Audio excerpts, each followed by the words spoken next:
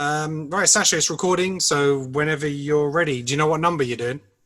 No, I'm just going to introduce it as Zedos Gang, so I forget which number it is. Can I just, so is this your podcast via Zedos Gang thing? How's this working and stuff like that? No, this is the main. No, this is the main one. This is the main one. He's just pimping out. I'm just pimping out the fizz coming up. Isn't this like number 107 or 108? I think it's 107 or 108. I'm not too sure which one, so I'm just going to say Zedos Gang. I'm not going to introduce the episode number. Benny, bring me everyone. What do you mean, everyone? Everyone!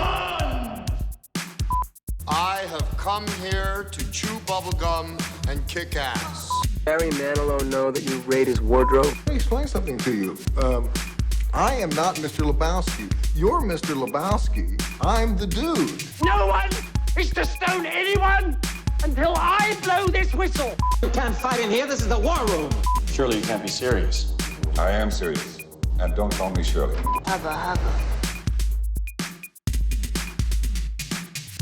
Hello and welcome to Zedos Gang. I'm Sacha Allari and I'm joined by Kenan Akbulut, Greg Marshall and Neil Coppin. Today we'll be talking about Lando, a TV show maybe, Tron 3 and Skyline 3. Yeah, and a lot more. How are you guys doing?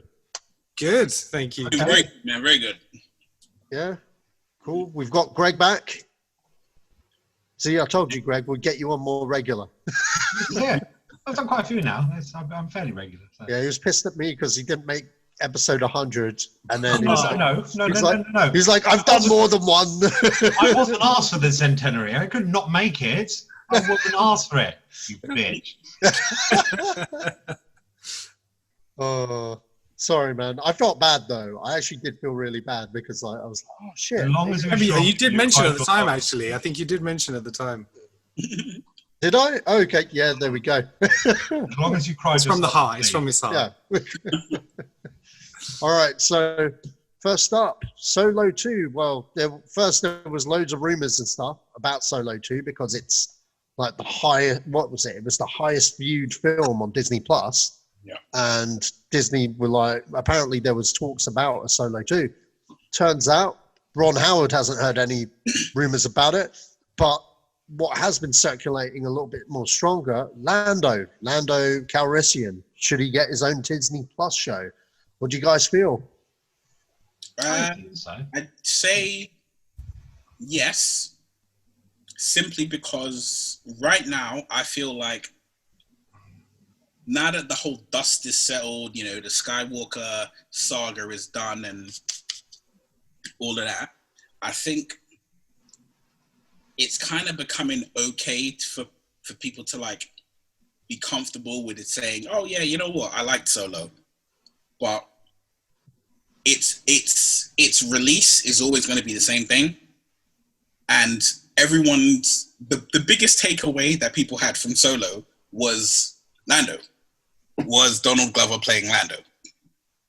And I mean, what better way to kind of, you know, ease the populace back into the idea of something set within the quote unquote realms of a Skywalker universe than doing a Lando show. And then maybe there's an episode where Solo shows up. Maybe we see him develop into, you know, the Lando that we know from Empire Strikes Back. Maybe, you know, you treat it as its own thing, but you know, like, okay, you know, we're going to have a special episode. Here comes Han. Yeah, I mean, I think so. We discussed it in a podcast or two ago on here that Solo got a bit of a bitch slap by the community at the time because they were going, we don't like Star Wars, so we're going to punish the step kid that's coming out as his way of saying we're stropping because Star Wars fans are fickle and pathetic most of the time. Present company accepted. But Solo was a good movie. It wasn't Rogue One sort of quality. It's not up there with The Mandalorian as a TV series, but it could be because at the end of the day, who doesn't want to see Childish Gambino as more Lando? And it left with a nice cliffhanger, spoiler alert, with with Darth Maul, who's one of the most beloved and yet underused characters after the Phantom Menace, and pretty much, in my opinion, and this may be controversial, the only fucking good thing that came out of the prequels. And so, yeah, I think it'll be good. And also, if nothing else, Disney Plus needs to catch up with Netflix and Amazon, which are its rivals, as actually putting out fucking content for once, because there are so many Netflix and Amazon originals which are stunning now, and there's lots of things that Disney Plus was planning on with the MCU and what have you, but at the moment you've got a good deal paying £50 up front and getting your Disney Plus thing, but there hasn't been a lot to go, you know, keep with us. And so an Obi-Wan series, and obviously more Mandalorian and the Winter Soldier and WandaVision, all this is good, but until some of this comes on, I think, yeah, more stuff like this will certainly get people to subscribe to Disney Plus in the long run. So, yeah, agreed. I think that, you know, Sacha and I saw Solo together, and we both came out really positive about it. And, you know, we've mentioned it many times. The Last Jedi, sour taste. The time of year it was released as well. I think it's like May, which isn't normal time for a Star Wars film. It's always like a holiday season type of film. And yeah, I think, you know, the performances in it were really solid. The story kind of delivered for me. It kind of hit the notes that you would have expected from that movie, to show the Kessel Run and him winning the Millennium Falcon, all those kind of points. But in terms of Lando, it is a character that can be sort of like that wheeler dealer. It opens it up to loads of new characters you can bring into it. You can have that sort of like Darth Maul, and I forget the character Emily Clark played in it, but, you know, you could have those themes running in the background. They could make appearances, and, you know, you can see what they did with Mandalorian, and it doesn't have to be huge scale. It can be smaller scale, you know, set it on a planet and, you know, around the card game, you know, and it's just meeting characters through that, and him being that kind of smuggler, you know, and in that smuggling world. So that's kind of how I keep it, a lot more low key. And yeah, he, you know, Donald Glover, pretty much everything he does now is just like gold. You can't really do much wrong. He's still doing his music. He just dropped an album not too long ago. You know, there's room for him in the MCU with Spider-Man. We'll have to see if anything comes in the next movie with that. But yeah, I think it's all positive. And as Greg touched, Disney Plus needs that content, you know, so Mandalorian was their big hitter.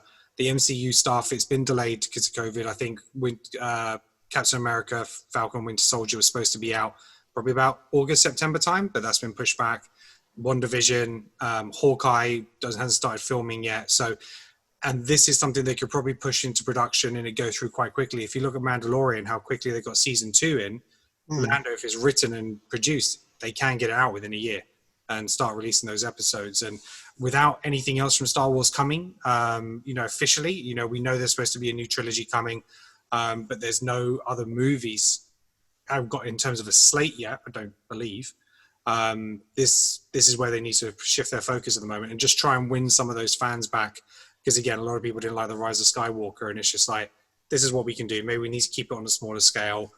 Then their new trilogy will come in 12 to 18 months' time, something like that. I think they can also be more adventurous on the smaller scale, whereas Mandalorian not only pushed the boundaries in the way they filmed it, which was absolutely stunning and very clever with the new technology, but also nothing since Rogue One have they, because again, as it's not part of official trilogies and stuff like that, they can be a little bit more gritty, they can be a little bit more grounded, and it really works. And if you're dealing with a wheeling dealing smuggler, as Kenan says, you want that grittiness, you want that sort of, you know, it doesn't have to be light and pithy like, you know, they feel, and it's lovely when it hits those notes, you know. As you said, it's interesting you don't remember the character Emilia Clarke, because in the day there were 3 love stories in the Solo film. One of them was with the Millennium Falcon, one of them was Chewbacca, and one of them was with Emilia Clarke, and the latter is completely wasted. It really is just like, we don't care about that one. We want to know, how did he get with Chewie? How did he fall in love with the Millennium Falcon? How, you know, you wanted to see that card game where he won the Millennium Falcon. I didn't care if he you know, botched Daenerys Targaryen and stuff like that. So yeah, I think it's going to lend itself to more interesting sort of content because it's broken from the shackles of the trilogies, and it has that ability to be more gritty, more, you know, grounded, and maybe what people want in Star Wars, the new direction. So Yeah, Kira, that's her name. yeah, I agree with you guys, man. I think. Oh no, it's just a bit weird. A Lando series could really work if it's just him, because you wouldn't know what to expect. You know what I mean with him, because he kind of plays a grey kind of area with his character, you know, because with especially if it's pre-Empire as well, because with Han and Chewie, you know they've got each other's back. You know what I mean? There's a certain expectation with them, but with Lando, I kind of feel because it's pre-Empire, you could do so much with him being a swindler and you know what I mean, card gambler and stuff, and it could be his rise to power. Exactly. Do you think it could be? I mean, I'm using this as an analogy, but it's not to that seriousness. Is you think it could be Star Wars' version of Breaking Bad? Mm-hmm. Yeah. Possibly, in as much as all right. So, you know, Walter White starts out one way, ends another. Mm-hmm. So, but he has such a radical journey that I'm like, you could kind of give Lando that. You could give him. So, all right, we know where he ends up, i.e., if we say that Empire is where he ends up, like we'll say, don't worry about whatever you saw in Rise of Skywalker. We just say Empire. That's the Lando. That's the ending of it. So we can say, how do we get from him to there? From him standing up from that sabbat table at the end of Solo with no Millennium Falcon anymore to him owning Cloud City. Mm-hmm. Yeah. How do we get there? And you're like, well, you know what? He doesn't have to be a nice guy. Maybe he could make some rash and bad decisions. And then from those rash and bad decisions, that could perpetuate the show and propel it forward. But it's a bad guy with a good heart, you know. Well, people love that. Everyone loves the anti-hero. You look at Sir or Chuck or Hannibal or any of these. It's like, he's a bit of a dick, but he's got a bit of a heart, and so they like that. But more so, I think they miss a trick. If they don't have Billy D. Williams coming in and kind of occasionally narrating it, looking back, I think they're missing. Because, you know, it's so good to see him in the latest You know what? I think it was you guys, well, one of you guys continuously tells me about the Young Indiana Jones Chronicles. Sasha does. I guess that's Sasha then, because that's not me. It starts with an old indie recounting these tales. Yeah, that's right. Like, he's got an eye patch. He's in the 1990s with an eye patch. Yeah, if you don't telling off young whippersnappers. I like to make the joke that like Harrison Ford is so old they may as well digitally remaster that shit with him in. But I don't know. I wouldn't mind seeing Billy D like show up as another character. I don't know about the narrating and have him play Lando's dad. Yeah. I like the idea. You know what I think? I think he's such a good actor and just wasted and has had a sort of a kind of a non-career since. That's my view. I think it's like the memes that's going around about the new Home Alone thing, which is where they get 39-year-old Macaulay Culkin in to play it as a child, and just by sheer will and deniability go, fuck it, you're going to believe I'm a 12-year-old. Everyone goes, yeah, we're good with that. We'll do it. I think you just, at the end of the day, it's one of those things. I mean, in flashback, it would work as a narrative tell. But I mean, as we discussed many a time on here and stuff like that, I have no interest as much as I love it from my childhood and stuff like that. I don't want to see Indiana Jones 5 or 6, whatever they're on to now, because I don't want to see an old man ruining my childhood any more than I want to see stuff. So, yeah, you know, reboots and things. And yeah, they've already found someone who looks a little bit and can act a little bit like a young Han Solo. So, you know, who knows? Okay, moving on. Zac Efron has been signed to star in 3 Men and a Baby in a remake for Disney Plus. Of my childhood and remake. Just why? Just so that we know, the original was a remake of a French film. Really? Of the same name. That. Yeah. It was Hollywood remaking stuff as they usually do. So, but you know, we were kind of more forgiving on it because no one really watched a French film. Yeah. And obviously it got a successful sequel. And then, you know what? There was rumors for ages in the early 2000s to do Three Men and a Bride, but that never took off because I think they thought it was too similar to Mamma Mia. Mm-hmm. Yeah. So, yeah. But like that was an actual thing because who was it? The mustache guy, Tom Selleck. He was talking about how he really wanted to do Three Men and a Bride, and like Magnum. Yeah, I guess so what you're saying is one of the three people from the original, with probably the exception of Danson, who's done well in other things, but one of the three people who is now unknown and stuff like that wants to be relevant again, and he's arguing. So pretty Steve Guttenberg would do soft porn now if he could get his name out there. All I'm thinking is Zac Efron is probably sitting there going, whichever character is like, not Steve Guttenberg, it's not Steve Guttenberg, not Steve Guttenberg. Oh, come on! Ted Danson. You would blatantly be Ted Danson's character. Yeah, totally. He is totally the Ted Danson's character. The three. And I can imagine it would be like Jonah Hill and, I don't know, it would be like Jonah Hill will be Steve Guttenberg and maybe, I don't know, who looks like I don't know, even James Franco or something will be It doesn't have to be those guys, man. I know it doesn't have to be. You know who I get? I'd get Dwayne Johnson and fucking the little fella. What's his name? Are you trying to remake Baywatch again? No, you know what? Kevin Hart. You know what the problem with that is? Kevin Hart will be the baby. No, because you know what the problem with that is? There is no feasible way that I can envision that I'm like, you had to choose between The Rock, Zac Efron, and Kevin Hart. And I'm like, maybe Kevin Hart's the father. Like, Kevin Hart. I reckon him as the baby, as someone said. That would be awesome. Yeah. I mean, my feelings on this is kind of like intrigued indifference in the sense that they're not fucking up one of like the tentpole sort of like things from that project. If they said we're remaking The Goonies or we're remaking Back to the Future, which they have bandied around, or we're remaking this, I'd be like, no, I'm there, on the picket lines going, fuck that shit.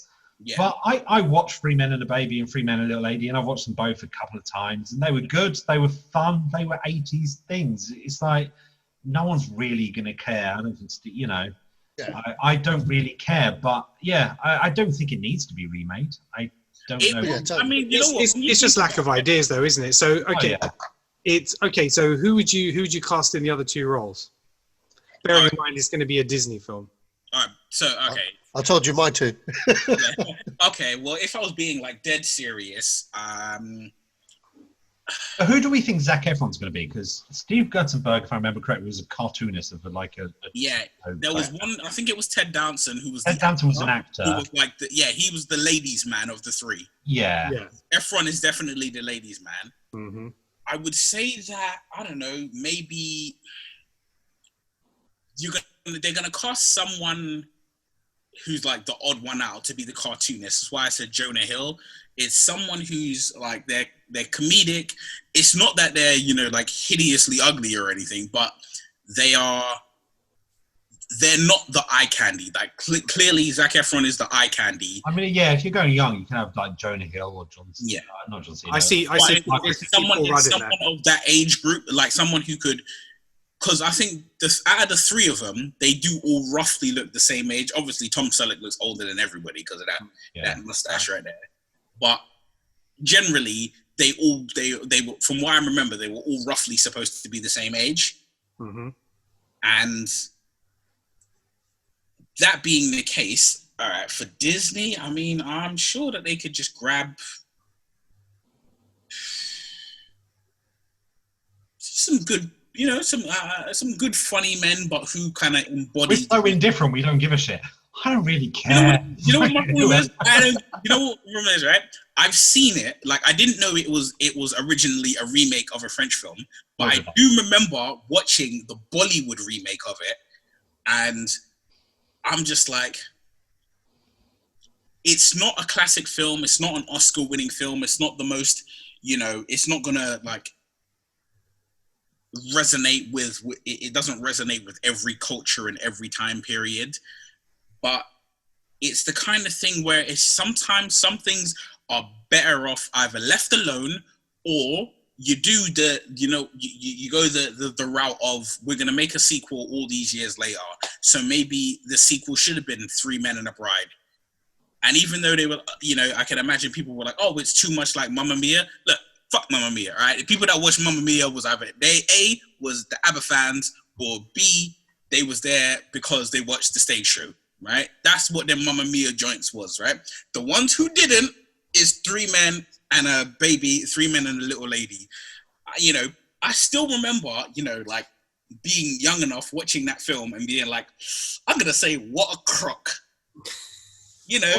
Alternatively, and I apologize to Joe for demonetizing his whole channel now, but we could just cast Kevin Spacey and just call it One Man and Three Babies.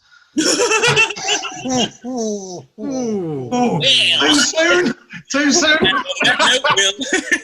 And on that note, we'll wish the rest a happy life without us. Yeah. Moving on. Pixar. I'd go for Channing Tatum and Paul Rudd. Yes. And now Paul Rudd, Paul Rudd as a cartoonist, maybe. Yeah. I like that. Yeah, definitely. And Channing Tatum will do that physical comedy. Yeah, no, I can see that. That would work. I can see that. Actually, you know what? No, like I would say. I'm so indifferent. I didn't actually consider it seriously, but no, I can see working. Put it into my head. Instead of Channing Tatum, I think Zac Efron kind of perfectly embodies the heartthrob and comedy. Yeah. Paul Rudd would be the kind of odd man out and comedy. Paul Rudd might be the Tom Selleck type, a little bit more serious. He can get that balance right. Well, that's the thing, is I was going to go completely swing for the fences. I say somebody like Robert Downey Jr. is the Tom Selleck one. But then if you had Paul Rudd as the older Doolittle too, so if you had Paul Rudd as the older character slightly, you could always have Zac Efron and someone like Tom Holland or something slightly more might work. But you know what? It's weird to say, because one thing that always kind of caught my attention was that this woman had sex with all three of these dudes, and all three of these dudes knew each other. Did she? That's not my recollection of the movie. Well, wasn't it that they didn't know which one of them was the father? No. They knew who it was because Ted Danson's character, he's doing a movie shoot. Tom Selleck and what's his face? They find a note with the baby, and it says to Ted Danson's character, "Here's a kid." Then Ted Danson comes back, and he's like, "I know who the mother is." Do you know what I mean? Like what? But okay, I read wrong. So it was him. He didn't know who the mother was. Yeah, he didn't know who the mother was. Oh, okay. I thought that they didn't know which one of them was the mother. Okay. And then a porn version, Neil, I think, where she. Yeah. I'd actually maybe throw, just looking up, Kenan Thompson, Saturday Night Live, stuff like that. I'd potentially throw him in there as well. I think he's due a bit of another comeback on the big screen. I mean, the problem with Kenan is he's still very much. I mean, is he still part of the SNL alumni? Yeah, he is. That's the problem. A lot of people don't break out of it until that, and he's always going to get. He's always going to be considered that silly guy. But I could see him working. I think, half of the comedy greats from history have come off of SNL or similar to what have you. So he deserves a break. But it'll be an interesting one. It's one of those ones, I don't think it needs a remake, but I'm not too adverse to it because it wasn't so precious in my recollection. Yeah. I still think two things. First of all, if Kevin Hart's not the baby, that's just a waste.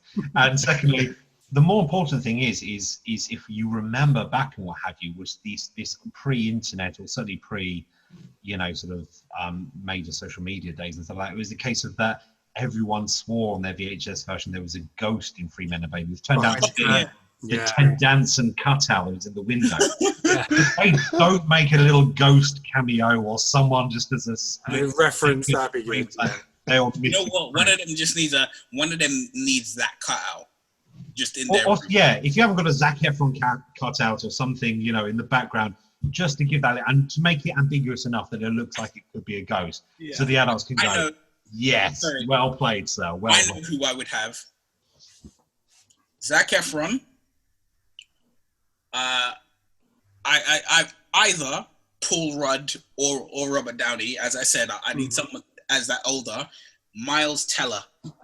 Yeah, good. Miles Teller though is apparently a bit of, and we discussed this before with other characters, but Miles Teller only a bit of a twat to work with. I mean, well, they work together because he's about to break out again. I mean, obviously Whiplash was amazing, and there's the new Top Gun movie which is going to be amazing, and that I am excited for. But he's apparently a little bit precocious. So the question is, you know what? I think everybody Zac Efron and co. Yeah, but I just think, you know what? You put him, and say, "Oh, we're gonna have to train you for this role," and be like, "Really? You gotta train me? Yeah, we're just gonna train you. Just 2 weeks. Send him to a boxing school and just beat the shit out of him for a day or two, and it'd be like, every time you want to be an asshole on set, you're gonna remember this." I mean, if you wanted to use that film as a boot camp to sort of whip him into shape and stop him being a bit of a precocious twat. I mean, this is based on rumors I've heard in the industry and stuff like that. And, maybe I'm not doing him a justice. At the end of the day, Daniel Day-Lewis is renowned for being hard work to work with because he is the embodiment of method. And yet, has won Oscar after Oscar and is a national treasure. So, I'm maybe not doing his justice, and I will be fair and play devil's advocate and say I don't know all the stories, but I don't know if he's right for a comedy. Not one. Yeah, not one that needs to be an ensemble piece where no one is the ego. If that makes sense. Yeah. I heard similar things. So, what's the name of the actor in Get Out? The one who was always on the phone to him that he was calling back home, and he was like, "This is some creepy family shit. Get out of here." Is it like Howery or something? DJ or DT? Lil Ray, Howery. I think that would be quite a nice mix. I really enjoyed him in Get Out. Yeah. In terms of like the Miles Teller thing, I've heard the same things with what went down on Fantastic Four, because Josh Trank did an interview pretty recently, and he doesn't give a fuck, so he'll throw people under the bus, Josh Trank, and he threw Miles Teller under the bus. More or less, saying, because he didn't want him in the movie. You know what I mean? So there was already kind of friction there. Yeah. And we all know the behind the scenes stuff with Fantastic Four. So, but it was more than that. It was all the people in the Divergent series said he was just precocious and a twat. Oh, really? Okay. I've not really followed that series. Well, the series didn't even finish, did it? Kind of sort of died with a whimper. But it's a case of he's renowned for being hard work. And when people have earned the right to be hard work with their proper method, but they are renowned, you kind of go, if Al Pacino's going to be hard, not that he's renowned for that, but if Al Pacino and Dustin Hoffman go full on method and stuff, you go, yes, but they are godlike and therefore they have earned that. When Miles Teller does it, early on in his career, don't get me wrong, Whiplash was excellent in, and he's a good actor and he's one to watch, and I will follow his career closely, but for a comedy setup, when you've got actual comedians, you get an actor like that not playing ball, it creates some kind of tension. Well, I don't think it's a casting in it. One thing that I was going to say is that because he's in a film with Zac Efron called That Awkward Moment, is the two of them and Michael B. Jordan. And I quite enjoyed the film. Again, Zac Efron was more the star. That they were all kind of billed as a similar level, but it was clear that it was mainly about Efron. And I enjoyed the film. I thought it was good. I thought they all had good comedic moments and whatnot. I think the difference being is that, like, Zac Efron is movie star status. He has been since High School Musical. When you put like someone like Miles Teller, where he's equal footing with everybody on the Divergence kind of series, you're going to lock heads. You know what I mean? You're going to lock heads or see what people are actually like and stuff. But if you put him with an A-lister like Tom Cruise, he knows his place when not to act up. Do you know what I mean? Because if you fuck up with Tom Cruise, you ain't working again. You know what I mean? Yeah. So I just think I don't know. I don't know Miles Teller. I've heard similar kind of stuff, but I get where Greg's coming from. At the same time, it's a comedy. Well, I mean, it's Hollywood rumor, isn't it? He's heard John Boyega in there. John Boyega would be a good shout. So I'm changing my mind now. I'm saying John Boyega or Michael B. Jordan or the guy who was the friend in Get Out, from SNL and stuff like that. And you just go for an all-black cast and still have Kevin Hart as the baby. And that's what you do. You know what? You know who's the old man in that? You're not the daddy. You're not the daddy. You're not the daddy. That's what I want to see. That's the shit, man. As long as at some moment we have Eddie Murphy playing one of their dads to come out and just cuss them out, But There you go. There you go. Eddie Murphy plays all three dads. Done. And all three mums. Didn't we just have that movie? Wasn't it Daddy Daycare? There you go. For a start, Right, so A, we have nailed this, and B, we have spent more time on this than any other studio. It's ridiculous. So moving on from one remake to another, we have Disney have acquired the rights for Black Beauty for a modern day retelling for Disney Plus. How do we feel about Black Beauty? Kevin Hart, next. Is it the one about All I hear is the theme tune in my head. I go, da, da, Yeah, yeah. da, da, da, da, da, da. That's the one about the horse, right? Yeah, that's the one about the horse. On Yeah. Hopes, Yeah. once again, there's a porn version, but you don't want to Google that. Ski Biscuit. Yeah, I mean, this is going to be aimed at kids. It'll be fine. It'll be a family movie. How many remakes of this thing are there? There's like loads, isn't there? There was like seven. There was like 7 remakes by the time I was like 10. No one cares because no one ever sits and goes, well, there was the definitive horse that played it in my time. Plus another horse. I'm like, so no one cares. It's like there's like 17 versions of Disney's Homeward Bound. Who really gives a shit? It's you know. But can they even call it Black Beauty anymore? Is it just gonna be Beauty? I don't. Oh. Is it typecast? Can they cast a white horse? I don't know. Depends who's cleaning out the stable. As long as they can get the rights to the theme tune, that's all the shit I give about. Once again, completely intrigued indifference. I know what? Really don't care. No, screw it. I don't think I've ever seen I'm Black gonna embrace Beauty anyway, because that Nancy Drew and things like this were not really my demographic as a kid. No. It's like, I'm not gonna lie, this was the kind of film. Yeah, this was the kind of film I was kind of forced to watch at as a kid. I swear to God, I don't remember it because I think I never watched it. Yeah. Yeah, but yeah, Free Willy storyline, horse, majestic thing at the end with the theme tune, done. You know what? Moving on. Moving on. Moving on. That's Moving on. Disney, make the film, make Jamie Foxx the human character, because Jamie Foxx owns his own horse. There you go. Nice. And So Django 2 then. I want Kevin Hart motion capturing the horse. Yeah.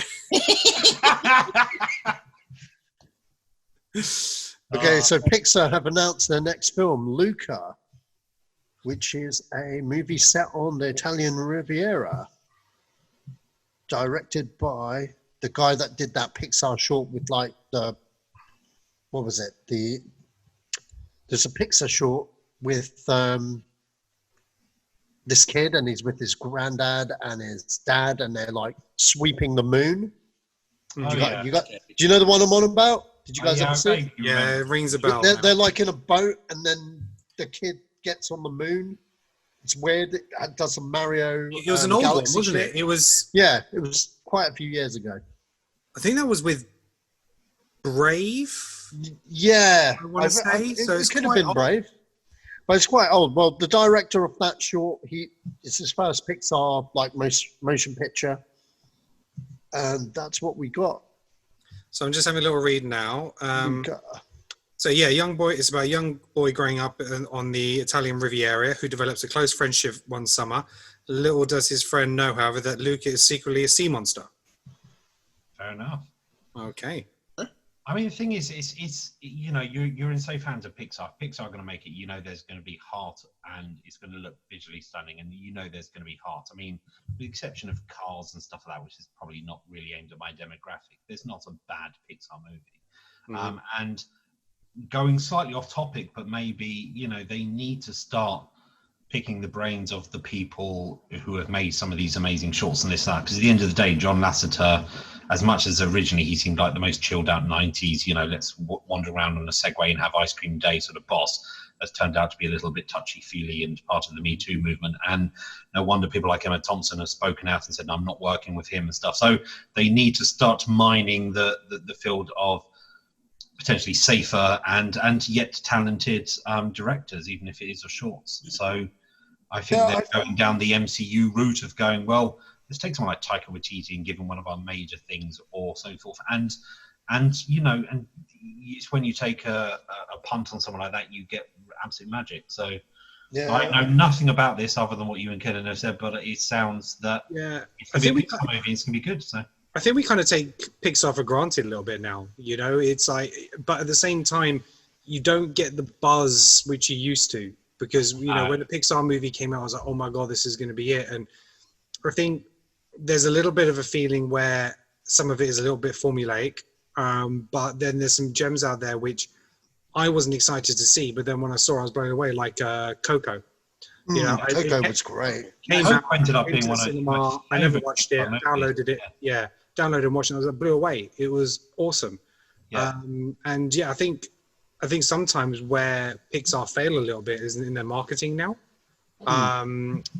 which is why they're not getting the big bucks. And Coco, I don't think had a huge big name list where some of their other big films do, like Toy Story and stuff like that. But yeah, like Greg said, they don't do bad movies, so you know you're going to get a certain quality. And yeah, we'll have to wait and see that first trailer. But half the problem is when Pixar started off, they were turning out stuff like Toy Story and Monsters Inc. and stuff, and blew everyone away. And then Sony, that were turning out, good animated and good CGI sort of like graphic thing, have grown more in heart, so that they resemble things, as has DreamWorks and so forth, to the point where a bad Pixar movie and a good Sony movie are on par with each other. There's some great, the Shrek movies are great, Zootopia, this and that, and some of these things are great. So they have blended into each other, and then it hasn't helped that Pixar, like everyone, has gone, let's go down the safer route of we'll turn out Toy Story 4 rather than doing the new WALL-E or the new Ratatouille. And Coco, as you said, was an absolute gem, that wasn't as anticipated and hit as hard as half the Pixar things, and ended up being an absolute awesome film. And then I watched Toy Story 4 and it's like, it's okay, but I'm not excited anymore. I'm bored of those characters. I've moved on as much as Andy has. Let's cut this shit. And you're not blown away by the animation anymore either, because it's such just a standard. When you used to watch a film, you used to look at a Pixar film and go, oh my god, that is incredible. But then you got films like The Jungle Book and Lion King, where everything's so photorealistic now. That's not where Pixar are headed. They have to make it look more cartoonish and keep it within that realm. And I like the fact they're going to go off and do different cultures. If you look like Moana in terms of Disney, I like them exploring these different cultures and stuff like that. And there's, so now they're going to do stuff in Italy. I'd like to see some more stuff like in Asia or maybe India and stuff like that. Raya and the Last Dragon, sorry to cut you, Ken. Is Raya and the Last Dragon Pixar or just Disney? I don't even know that movie. But it's interesting that you mentioned that, because you hit the nail upon the head, which is now they've blended together, because Disney used to be, obviously when they bought Pixar, Disney was still the 2D animation and Pixar was 3D, and yet Moana and Frozen 2 are 3D animation but under the Disney banner. So once again, Pixar's been diluted, because you're like, well, is this a Pixar movie through Disney, or is this a Disney movie through Disney, or is this, or is this a Sony movie that's nothing to do with Pixar but is as good as a Pixar movie because they're doing, the animation well and the heart. So Pixar has been diluted. So they really need to blow it out the bag to really get something that is making us proud of Pixar again. Yeah. What do you think of Onward? Onward was good. Onward, okay. So Onward, all right. I watched it recently during lockdown, and you know what? I wasn't interested in it. I was like, okay, fantasy thing, blah, blah, blah. And you know what? I'm going to go back to, Super Mario Brothers here. I had an idea for a Super Mario Brothers movie, like how I would do it. It would have been a good creative control, but... That'd be worse than the original. Well, this was just it. I was like, if I was going to do a Mario Brothers, you know what I mean? Like, do it at CGI, do it animated, but if you're going to do it any justice... strip it down to the core and just make it about the characters. Make it a brother's tale about Mario. Make Mario a fuck up. Throw in some references. Go, he used to be a carpenter. He flunked being a doctor. Go through all the games where he's tried different things and go, make him a fuck up, and he's trying to make a business of being a plumber, and he's with his little brother who's at university, who's a whiz, and they're like totally different. You know what I mean? His younger brother sees him as like the biggest fuck up on the planet. And they go on an adventure where they literally go to another dimension by working on a drain. And then they're thrown in it where they got to rescue a princess, and there's a big Cooper and stuff. And the thing is, if you break it down to making them about two brothers that have to bond and help each other out, I think you've got a story there if you make it about the character. And you know what? I watched Onwards, and that's what Onwards were, and it didn't get me. It really didn't get me. Like, I wasn't interested in the first half of the movie, but then when it got me, man, I was bawling my eyes out at that. Yeah. And I swear to God, I was like, wow, this is what Pixar do best. Bring in the hankies, man. And that's when I know they're onto a good one. And you know what? I wasn't even sure whether I'd like that one. For some reason, I was put off by it, by the fantasy element and stuff. It was a bit too much for me when I saw the trailers and stuff. I was like, it's kid stuff. And then I watched it. I was like, wow, okay, they still got it. That's a good movie. I mean, I wanted to watch it because I like Chris Pratt. I like Tom Holland. Totally. It was good. But then it fell down the crack of, is it coming to Disney Plus? Because they were talking about it. Yeah, that's now back in the cinemas because they decided to hold fire on that. And with the cinemas slowly reopening to try to get people to see it. And so it's fallen for the crack of like, I couldn't see it because it wasn't available here and it wasn't available here unless you're sort of, digitally downloads it into the dodgy capacity. You can't really see it. So unless I've missed it somehow on something, but yeah. So no, I haven't seen it. Yeah. So the next one up is Soul as well. Soul. That looks good. But again, I like the premise. It's like, normally you'd know the next Pixar movie. I had to look it up. Oh, So, right, yeah. I've I've seen some animation for it. I like I've the heard of concept it as well. So Yeah. it reminded me, but it's not that. Oh my god, I can't wait for the next. Oh yeah, one. totally. It has to do with that marketing. I think it has to do with now since Pixar was the original CGI fair, and then eventually we got DreamWorks, so it felt like the old Warner Brothers and Disney, like Nintendo, Sega, like competing. Yeah, they were competitor studios. But now we have like Illuminations. We used to have Blue Sky Studio, but they've been bought by Disney because they were owned by Fox. And then you had, Illuminations. Who else is out there? Sony was their animation. They had Shrek and all that stuff. Yeah. Spider-Man. Yeah. Yeah, so that was Universal. No, yeah, Shrek was DreamWorks. DreamWorks. Yeah, Shrek was DreamWorks. But no, there's so many players out there. Now you've got Peter Jackson, who's entering the foray in all of this as well with his own Weta studio. So like the market's kind of oversaturated with kids films now. And I think with this pandemic as well, I think studios have actually greenlit a whole load of these types of projects, mainly because you can work on these projects during the lockdown without people being on set and whatnot, and you can record your lines from home and that kind of thing.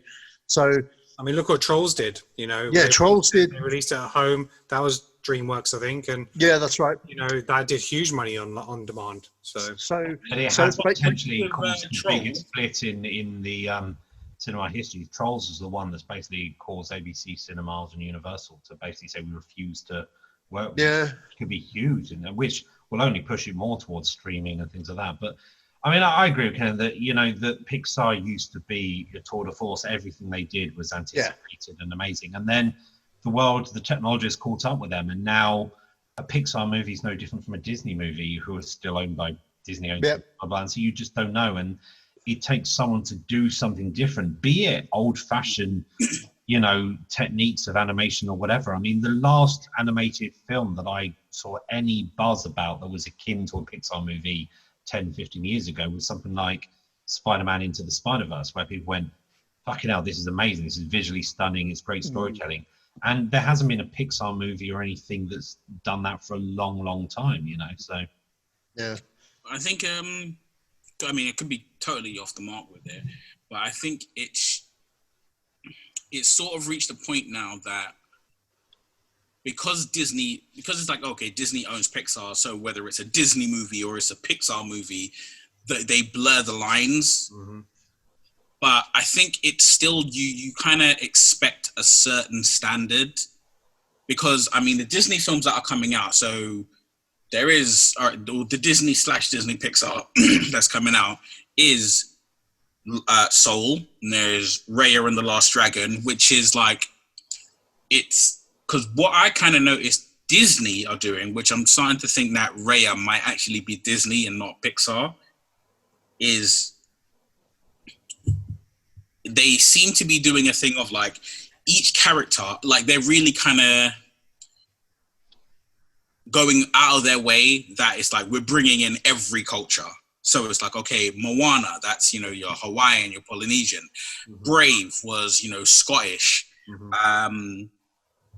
All right, Frozen isn't a specifically, you know, an area, but you could say it maybe Nordic or something. Yeah, well, it's only Scandinavian. If you know, it's not specifically Swedish. Yeah, but Raya and the Last Dragon is supposed to be South Asian. Yeah, Raya is Disney.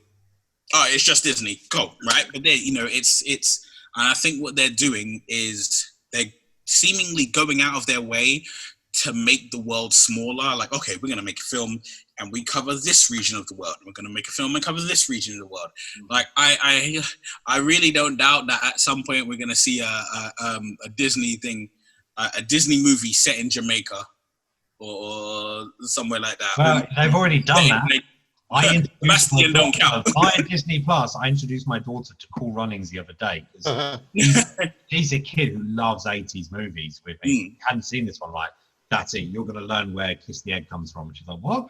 Like, just trust me. And so she watched it. But I think it's a good thing because I don't think it is I disagree with you in the sense I don't think it is limiting, you know, the view of the world. I think it's not. When I said it's making the world smaller, I mean it in a good way because it's. I say it's making the world bigger. I think it's you know it's in sort of doing a sort of microscopic view. It's creating a macroscopic view for the consumers of Disney to go, oh, we didn't know much about that culture, especially Americans who.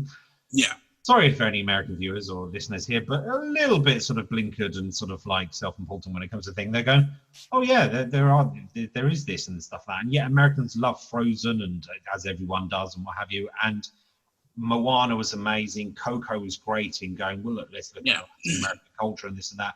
And I think Pixar / Disney are at their best when they are doing this now, because they do it with sensitivity, they do it with compassion, and they do it in such a way you go, I want to know more. I'm intrigued. I mean, The Rock, who as a sort of Maui, Maui was amazing casting, and Moana is amazing. Moana is one of my favorite Pixar. Yeah, movies. Totally. But that's Coco's one of my favorite, Pixar Disney movie.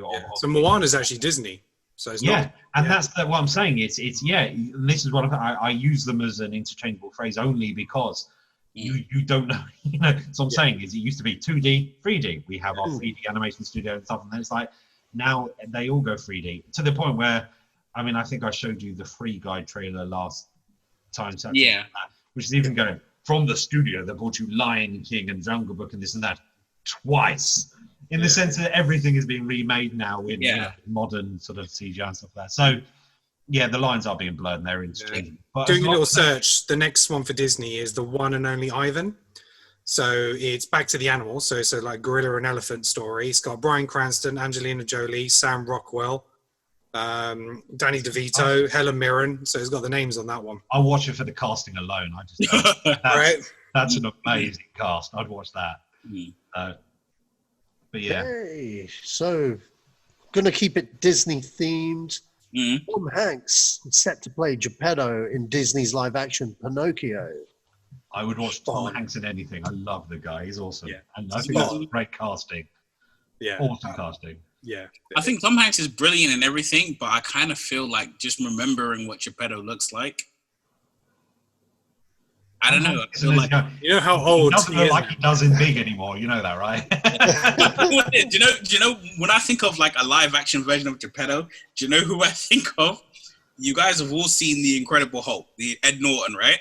Yeah. You know the guy who owns the pizza place? God, that's yeah. I know. Oh, that's Geppetto. Kind of rings a bell, yeah. Yeah, that little man is Geppetto. I always kind of imagined Christoph Waltz, but Tom Hanks will be fine. Oh, Christoph Waltz would give a really chilling version of Geppetto. They wanted to go down the darker remake. Hey, look, it's probably a little bit similar to his role he did in Battle Angel Alita. That kind of. Oh yeah, exactly. Actually, in fairness, that is Geppetto. Yeah, that is Geppetto version, right? Yeah, Geppetto with better equitment. Yeah. Geppetto with the better tech. Yeah, no, for sure. That is Geppetto. So Mm-hmm. no, I so short of Christoph Waltz. Yeah, I mean, like Tom Hanks is Disney. Do you know what I mean? It's just Yeah, he grew a beard recently for a movie as well. So I'd imagine him maybe having a little bit of beards, white hair, and he'll smash that. He's done a bad role. I've never seen Cloud 9, so I've heard that's interesting. But Cloud Atlas? That one, yeah, that's the one. Yeah, see, I don't even know what it's called. See, the thing is, I didn't hear it was a bad film. I just heard it was really, really long. I heard it was a bit experimental and slightly bizarre, but no, I mean, I love Tom Hanks. I've grown up with him, and he is, when he wants to pull it out dramatically, he is the bar. I mean, I remember in the 90s, he won 2 back-to-back Oscars with, Philadelphia and Forrest Gump, and was absolutely obscenely good. And yet this is the guy who also did Big and can just do silly things and be Woody into it. So the guy's I'd say national treasure, but he's not our nation, but he is the national treasure, whichever. International treasure. International treasure. Yeah, he is. And genuinely one of the nicest guys in Hollywood. And that's why I also like him. I want to see him in stuff because he's renowned for being one of the better dudes. Him, Keanu Reeves, a few other people and what have you are just like renowned. Keanu Reeves as Geppetto. I'd watch Keanu Reeves as Geppetto just because I love Keanu Reeves, even though his acting isn't brilliant and all the time stuff like that. You'd have he makes that pencil. Either Pinocchio or Surfer do Geppetto. Whoa. He could play Pinocchio. Pardon? He could play Pinocchio. He's a wooden actor, so yeah. That's true. Well, then I still think if you're going to cast a wooden actor, I think Daniel Radcliffe, who's also really nice, but he's a fucking awful actor. Yeah. Certainly in the most of the Harry Potter franchise, where he has literally been surrounded. I know this is controversial, but he's been surrounded by some of the best British actors, and yet some also the best child actors that have come out in the new wave. And he was awful. And I'm sorry, at least the first 5 films, he was upstaged by the scenery for woodenness. So I'm sorry, he's awful. But him as Pinocchio, because he is a nice guy, he's apparently one of the nicest British actors, and Tom Hanks, and get Keanu Reeves in there as like a donkey or something. There you go, the nice guy casting. Just do it. Just brilliant. We've lost Neil again. Oh, he's gone. I was going to say there was a bad Tom Hanks film, The Bonfire of the Vanties, with Bruce Willis and Melanie Griffiths. Yeah, I mean, you can also argue that Joe versus the Volcano wasn't one of his most classic ones, but I'd still love that. I'd still watch anything. Yeah, I mean, he did it like Inferno. That wasn't great. I've never seen any of those films. See, I like the Robert Langdon things. I just think that the books are so complex. And yeah, I enjoyed the first one that he was in. Inferno, I didn't enjoy that much. But they shouldn't have put him. I haven't seen The Circle. That's on Netflix. And Day in the Neighborhood. I haven't. Wonderful Day in the Neighborhood. I haven't seen that yet. And there's this new one that is coming out on Apple. I don't know if it's been released yet. Where he's on like the battleship or something. Because it was going to have a cinema release, and then I've seen then it got moved to Apple. Greyhound. Yeah, I mean, the thing is he's never done a film that's so bad that it's cringing, so that it's career just ending or defining. He's always done these amazing roles, and occasionally he does a film that's just okay. You kind of forgive it because it's Tom Hanks. Yeah. So, and that's it.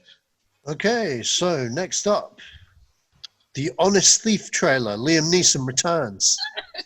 What did you guys think of the trailer? Did you guys check it out? I didn't seen the movie. You what? It was one of those trailers. It was probably about 2 minutes too long. I feel like I got most of the plot twists out of it as well. I seen characters, I think, getting murked on screen, which you thought, I thought they might be in a little bit longer. Who knows how it's cut or whatever, but it's by the same director as The Accountant, which was a good movie. Oh, I love The Accountant. Yeah, but it is just taken with a facelift. He's on the phone. I was going to say. He's on the phone. He's saying, "I'm coming for you." It's the same thing. And damn you, Kenan, you have literally taken away from my mouth. But it's just turn your brain off. Yeah, and just sit back. He has really become this generation's Charles Bronson. That's a good comparison. Charles Bronson found like he was always in westerns, and he was always the good guy, and he was always, you know what I mean? Like he was always the good guy. Pre Death Wish, And then one day when he was older in his 60s, he did Death Wish. And then he just kept making Death Wish till there was Death Wish 8. I think there's 6 of them or 5 of them. And then not only that, he just kept making those kind of like gritty action, low budget action movies. And I just feel that Liam Neeson, this late in his career, has just literally become the older gentleman action movie guy. So since like the 18, he's just been doing. Totally. But I mean, it's weird. You go back 10 years, and he was absolutely dumbfounded that Taken, they wanted him for Taken, and that he became this absolute. And don't get me wrong, Taken was amazing in the sense that I'm not saying it's like up there Oscar-winning amazing, but but it's a solid action movie. It's something that certainly it was relevant in the zeitgeist at the time, and the speech is absolutely is infamous and locked into cinematic history because of how it is. But then it's like, I don't want to see 17 remakes of this with him giving a version of the same speech and watching the advert. As Kenan says, he does that speech. They even do the whole, well, he happens to be an ex-Marine. Of course he fucking is. He's a 70-year-old ex-Marine. He does the speech. You wrong him and he goes, I'm basically coming for you. I'm basically riffing off the shit I did for the last 10 years. And I feel for him, really, because at the end of the day, John Wick and Keanu Reeves and his training regime, and bear with me, it sounds like I'm digressing, but there's the brilliant YouTube video which basically shows that whereas Keanu Reeves does these long takes and real solid training to do these amazing things, there was this point where it took 17 different camera cuts and takes for him to jump over a fence. And I love bringing this up because it really is kind of showing up that he might be a 70-year-old doing it, but they have to film him like a 70-year-old doing it. And it's just a bit embarrassing. I love the fact that he's had this career thing, but I think he needs to retire it now. I want to see him doing the vulnerable dad from Love Actually again, because that shit is awesome. And he was great in Taken, but now it's just a little bit embarrassing. And it's getting now that Liam Neeson doing anything is like the old 80s adage of, this is Die Hard on a boat, or Die Hard on a bus, or Die Hard on this. It's just, this Liam Neeson is Taken on a train, Taken on this, it's Taken on this. It's now the new version Taken. And this has never been more personified than this trailer, which literally has them going, oh, he's an ex-Marine. Of course he fucking is. Also, I'm just saying that the premise is fucking shit at the end of the part of my language, but he's like, I'm a successful thief. Nobody knows who I am, and I have £9 million of saving. But I met a girl I really like, so I'm going to come clean for hope for a reduced sentence. It's like, bullshit. That's retarded. You know what? You know what? Whenever they do those kind of films and stuff, this is why Taken worked. Taken worked because Liam Neeson wasn't renowned for doing these action roles. Yeah. And this is why Death Wish, the remake failed. Because like Taken, and like the original Death Wish with Charles Bronson, they picked an actor that isn't, you know what I mean? You needed, who did they pick for the remake? They picked Bruce Willis. And it was like, well, that's lazy casting because it's not going to have the same effect. If I did that, I would have picked Ian McKellen or like Patrick Stewart, because they're old enough to be an ex-doctor or ex-surgeon. And could you imagine if Patrick Stewart went on a Death Wish? I'd watch that movie. I mean, Bruce Willis worked because, back in like when they cast him as in Die Hard, he was known for moonlighting. And in fact, the original Die Hard advertising campaign didn't have Bruce Willis on it because they were like, fuck, if they realize he's our yeah, that's right. There's all the academic tower and all this and what have you, and pushing the book angle. And then when they realized that people were really up for this, and then he worked, and now he's renowned for that to the point where the latest Die Hard movies are fucking atrocious. He's an awful actor because he doesn't care anymore. He won't promote anything with any sense of seriousness or compassion at all. And it's like, I don't want to watch that. So as you say, I want to see someone that is, left field and slightly bizarre casting. We go, okay, that could work. Yeah. I'd watch Christoph Waltz do it just because, again, he'd sell that shit. But yeah.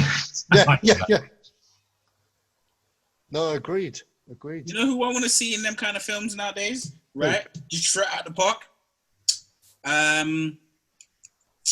What's his name? British actor. He was in Notting Hill. Hugh Grant. Hugh Grant. Grant. Yeah, him. Hugh Grant. Do you know, I haven't seen the Gentleman yet. And Oh, I he's want lovely, to. man. Oh, he's I want to. amazing. I love that shit. So, but I just, yeah, I know that I can imagine. It would be nice for him to break out of these, like, you know, sort of. I mean, hell, think it worked. You think it worked for Charles Bronson all the way back in the day? It worked for Bruce Willis. It worked for Liam Neeson. And you know, I'm like, hey, bro, just you know what? Just go watch all. It worked for Colin Firth. Yeah, it just needs to be subversive casting. You just take all these old boys who did all the. They did it. They've been the doting father. But you know what? That was the thing about Kingsman, isn't it? Because Colin Firth had never done an action movie like that. Yeah. And you got that first trailer. It's like, whoa, who pissed off Mr. Darcy? It's like, I mean, look at Colin Firth. You know, like Yeah. Kingsman. You know, when you saw him in that role and doing all that action and fighting stuff, you're like, yes, it's fucking badass. It's what it's about. Subversive casting is the way forward. I mean, even like Keanu Reeves, he's done some sort of action roles before, but you know, John Wick was really like a whole new level. But yeah, when you take the old boys and really put them in something where it's like, especially British old boys, it seems to work. You know, that's where it needs to be. I think you might still be sort of being a bit optimistic with Ian McKellen, but even so, Yeah, totally. Totally. You know what? We say that, but here's the thing. If Ian McKellen was in an action movie where he's the guy being the villain, first off, you're like, bruh, like, you throwing a punch at me is like throwing a grape at me. I'll be okay. But he'd probably outsmart you. And he'd get, you know, he'd sling you with a bear trap.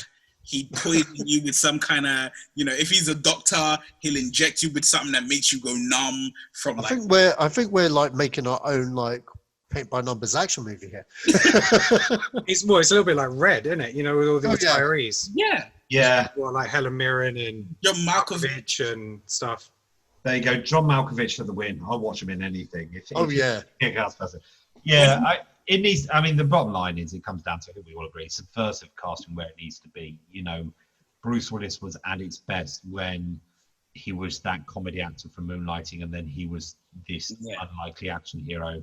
He was a regular Liam guy in Neeson Die was at Hard his best when he was this guy who seemingly past his prime, and then gives one of the best, you know, revenge speeches in history and kicks ass and what have you.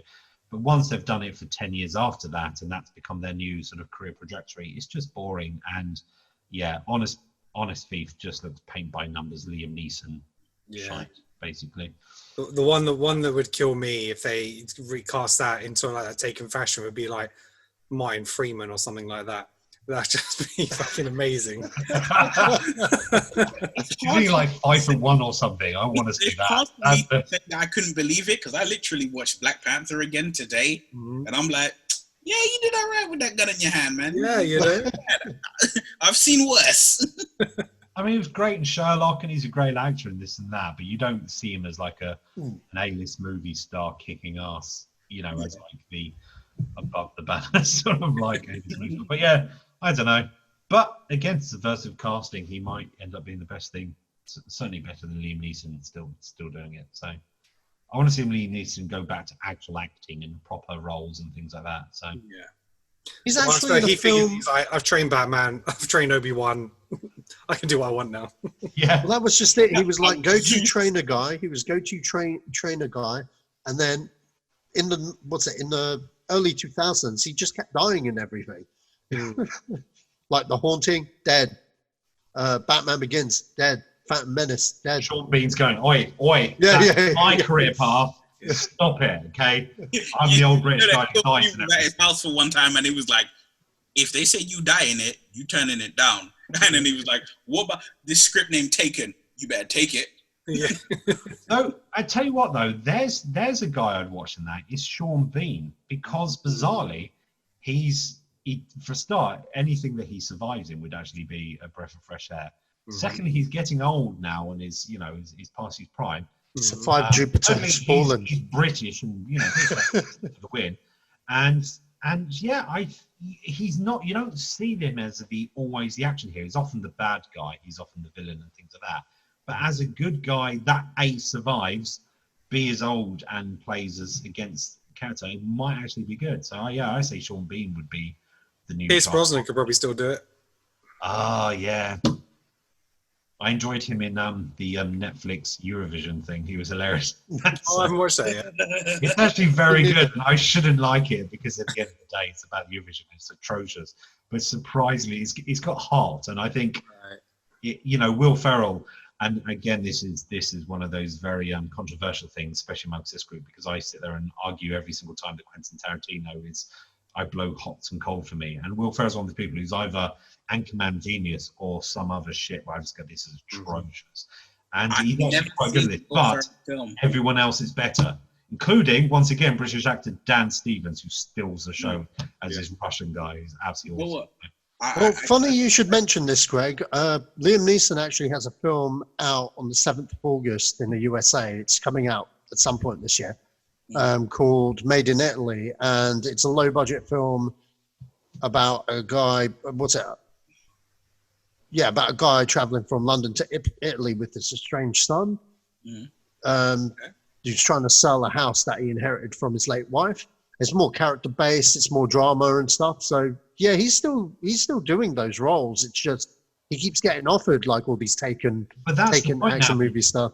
Now I think that's a subversion. Watching him play a role that he would have played 15 years ago is a subversion, ironically. Whereas, originally the Taken and the action movie was the subversion of our expectations. Now watching him play something where he isn't playing the dude from Taken is the subversion. It's like, oh, he's acting again. He's playing someone who is 70 and acts like your average 70-year-old. Because, I don't know lots of 70-year-olds that I'd call close personal friends, but I'm pretty sure most of them couldn't hunt down and kill a cartel and break every bone in your body with very little effort. So I'm just saying, just fucking act rage, dude. So. All right. So moving on. BuzzFeed are teaming up with Lionsgate to make movies. Wow. I thought that was a weird one. You know what I think this is? Their key demographic will be like the millennial audiences. Yeah. No, do you know what I think this is?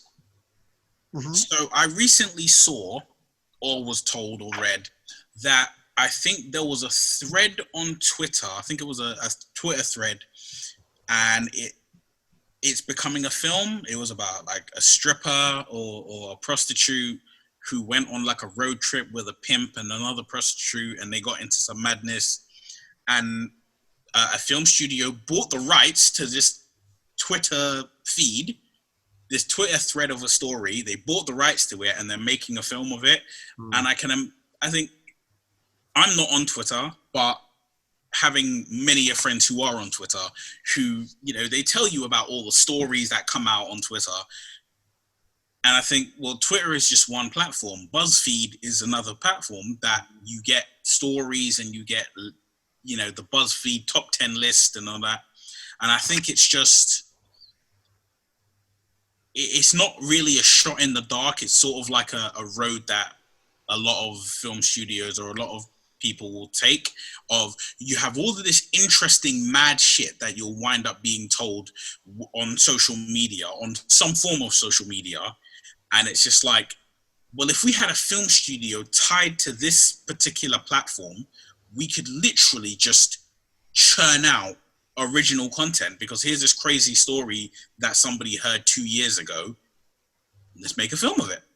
Yeah, I think it's twofold. I think one, they're going to be using BuzzFeed's data in terms of how and what kind of movies they're going to produce, because a lot of people use BuzzFeed in terms of directing what TVs and movies that they watch based on all their lists and all their bits and pieces. So they're going to delve a lot into that to see what the trends are, see what people are warming to, all their hit counts and all that kind of stuff. And then, like Neil said, probably social media based. You can see them having a string of movies a little bit like Searching, where it is sort of like media based, so social media based and all that kind of stuff. So, but is it going to be? It'll probably be Lionsgate, association with. Is BuzzFeed going to actually be a brand for the movie? Who knows? Because I probably clicked on 1 or 2 articles for BuzzFeed, not a lot. So I couldn't give you too much info in terms of all the stuff that they produce. But I imagine a little bit like What Mojo in terms of his top tens and his lists and all that kind of stuff. I think it's beginning the end. If we start catering for the lowest common denominator, the people who have an IQ in double digits only and has the attention span to watch the latest list, and that's there. And we start basing films on the latest list or the latest trend. We really are sort of dragging the barrel. I mean, I might be wrong here and it might be passable, but I mean, ironically, I've loved the person I think the greatest screenwriter of all time. I will watch any TV or film project he ever does is Aaron Sorkin, who did The West Wing and Studio 60 and The Social Network and stuff. And yet The Social Network is based on social media, but isn't going, this is a Facebook sponsored film.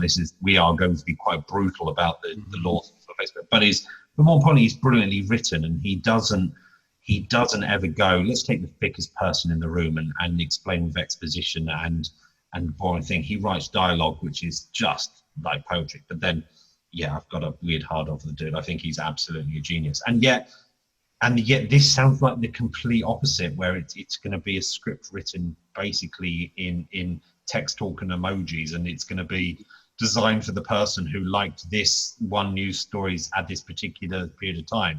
And I don't think we're going to have the next great cinematic thing. There's no Raging Bull or Godfather or anything by Aaron Sorkin that's going to come out of this. It's going to be based on this particular Karen having a spaz at this particular time over a mask or Trump. And we are going to basically make the live action emoji movie about it. And I just think, don't get me wrong, I embrace the technology, but I also despise of some of the future generation. And I'm just not sure this is the way to go. Well, I've got quite a strong polarizing opinion on this. It's another example of marketing taking over the movie industry again. It's another example of people that aren't creatives now getting in the boardroom as of what people are watching based on what's popular, what's hot with young audiences, rather than what is the story, what are the characters, and rather it be like one person's actual vision on how the story should go, kind of thing. We're moving a lot away from that kind of filmmaking now, especially like with the bigger studios now. It's quite literally that the only way you're going to find that is through independent film. And unfortunately, yeah, you've got Fox Searchlight now owned by Disney now, and there was something else owned by Disney as well. I can't remember, but there's the only way to go for young independent filmmakers really are now the streaming services, really, where you're just going to get lost in the ether. Sorry to interrupt, but can I jump in the defense of people like Disney and stuff like that? Which, sure. I'm not saying that that's not true, that studios are often the absolute enemy of creativity and stifling young directors and future directors' vision and stuff like that. But then, as much as, I'm a massive fan of the MCU, and you'll never see me sort of not too hardly. As much as I love Scorsese and Coppola, I'm still not going to argue that this is not cinema just because it's not their cup of tea. And they've been quite brave in saying, well, let's take someone like Taika Waititi and give him this massive thing. Or Edgar Wright, I know it didn't pan out, but they've taken these people and gone, let's try this. And yes, Taika Waititi made still an MCU film or what have you, but it was completely batshit crazy and slightly different compared to things. And then put them on the map more so than The Wilder People did, to the point where Jojo Rabbits was absolutely brilliant. So I think there are a lot of studios who are encouraging small things, and I think the ones that are doing well are doing that.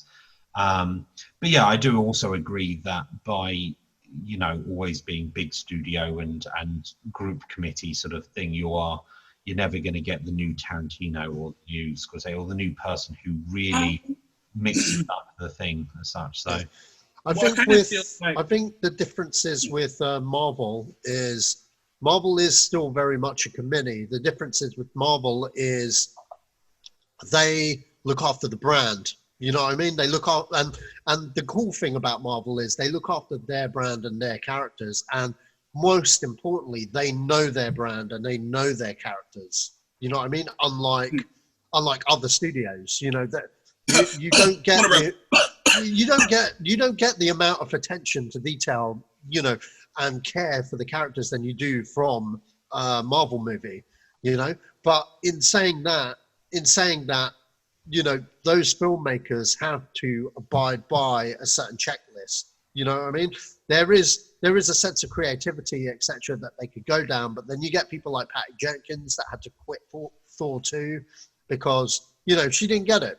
She didn't get it, and that's no harshness on Patty Jenkins. It's just what she saw as Thor 2 did not align with what Marvel wanted. Oh yeah, no. And then she went off and made Wonder Woman, which you know, again, you know, Warner Brothers gave her enough to put her own mark and stamp on it, and the only decent DC movie. Yeah, and it was the only. But I guess that's the difference, because, you know, with DC movies is really more dependent on the director, but at the same time, they still open themselves up to studio interferences sometimes. Oh, I mean, there's always going to be in Disney. There's always going to be that. Yeah, no, I agree. Yeah. I mean, I realise that Disney's a massive move, but I think because Kevin Feige has got a good control, and I've often said has, you know, tight grip of the reins and says, you know, these are the things you need to do because it's important for the long plan, which, unlike DC, he's actually considered that, and where the saga, whichever particular saga is going, then that's fine. But they still will take the gamble on someone like Taika Waititi, whose filmography exists of The Wilder People and What We Do in the Shadows and a couple of other things before this, and yet said, let's give him a chance, you know. Yeah, Fox were pretty good at that as well. It became the best Thor movie of all of them, because, you know, at the end of the day, Thor was a great character, but was a little bit Shakespearean instead in the, you know, the original couple of movies, and then finally was absolutely brilliant, and it was just a crazy batshit movie, but was awesome. And so I just think that as much as it's easy to say that big movie studios always screw over the little guy in creativity, I think sometimes they feed into it, but they also highlight it, because at the end of the day, if I didn't know Taika Waititi through Ragnarok, I never would have seen, or I might not have seen, Jojo Rabbit, which I thought was absolutely awesome. So I think it helps feed into it. If anything is pushing your average cinephile into that sort of, you know, way of looking at things, I think that's wholly positive. So, have you seen Eagle versus Shark at all, Greg? I haven't. No, you asked me this last time. You should check. You should totally check Eagle versus Shark and Boy. They're really, really good movies. They're the two he did before Wilder People. Yeah. One thing I was gonna say, right, was, I mean, could we make an argument to say that if you make a successful film through the studios, that it kind of puts you in a position to make the kind of film that you want to make. Totally. The example I give is Christopher Nolan. So, you know, I mean, do we get Batman? Do we get Inception if, you know, he doesn't do The Dark Knight? Or do we get Interstellar if he doesn't do The Dark Knight Rises? It's, you know, it's sort of like, you know, kind of, I'm not saying it's a good system, but it's sort of like a give and take of, okay, you do this thing that we want you to do, this, which is like, you know, you do this that makes us a whole lot of money, and then we'll give you the money you want to make whatever art house thing you want to do. I'm not saying that, you know, Inception or Interstellar are art house, but I mean, you know, it's you give us a fair shake on this big budget blockbuster that we need, and then we'll give you the opportunity to make whatever you want. I think that's fair. Although Nolan, I don't think has made an indie or small art house film since Memento. Everything has been big, massive vision. You have my vision, and I think that like Kubrick or some people, you just kind of go, actually, he does well. He's got quite a very solid understanding of filmmaking, and they give him credit. And Tenet looks like it's about to, you know, set new budget records and yet also be absolutely phenomenal. But I think, I mean, there are people like that. But then it can also go wrong. I mean, you know, Ryan Jones made you know, what's considered one of the poorer Star Wars movies of late and what have you, and yet Knives Out is still absolutely brilliant, reinventing the whodunit sort of thing. So, but then again, sometimes it's like, well, I only know of this director because of this, because he was so lambasted through Star Wars, but I watched Knives Out and it's like, that was brilliant. I love that. It was a lot of fun. So I think that just getting your name out there is not a bad thing, even if it ends up being like you're doing the Dexter Fletcher role of taking on, I'll take over when other people fuck up or when they get kicked out of the system or they die or someone happens stuff up. I'll take on their movie and do this, but then I can make the movies I want to make or so forth. Yeah. So I think, getting your name out there as a director is not a bad thing. At the end of the day, you could be the greatest director known, unknown, but if you're unknown, it's not going to go anywhere. Quentin Tarantino was very, very fluky to break out of that bubble, and you'd have to admit that, so. Speaking of Rian Johnson, if you haven't seen his work pre The Last Jedi, I totally suggest it. Brick, amazing movie. Brick is an amazing movie, and Looper as well. I really enjoyed Looper. I enjoyed Looper as well, yeah. There was other one as well, but I can't remember. But he's all, I wasn't a Last Jedi fan, but pre-Last Jedi, I was really hyped for it because I really liked Rian Johnson a lot, Yeah. And luckily, even though I didn't like Last Jedi, Knives Out was phenomenal. It was so good. And Daniel Craig, man, fuck, he was so good. What a weird fucking choice. I've decided to do this ass not fuck on neck on. Daniel Craig, man, just go with it. And yet it ended up being inspired. It's like, that's just crazy fucking shit. But it's like, okay, fair enough, go with that. So, yeah. Oh, okay, so that was the BuzzFeed one. All right. Skyline 3. This is a thing. Why is this a thing on this podcast? I don't. Because you know what the worst movie ever made for me? Yeah.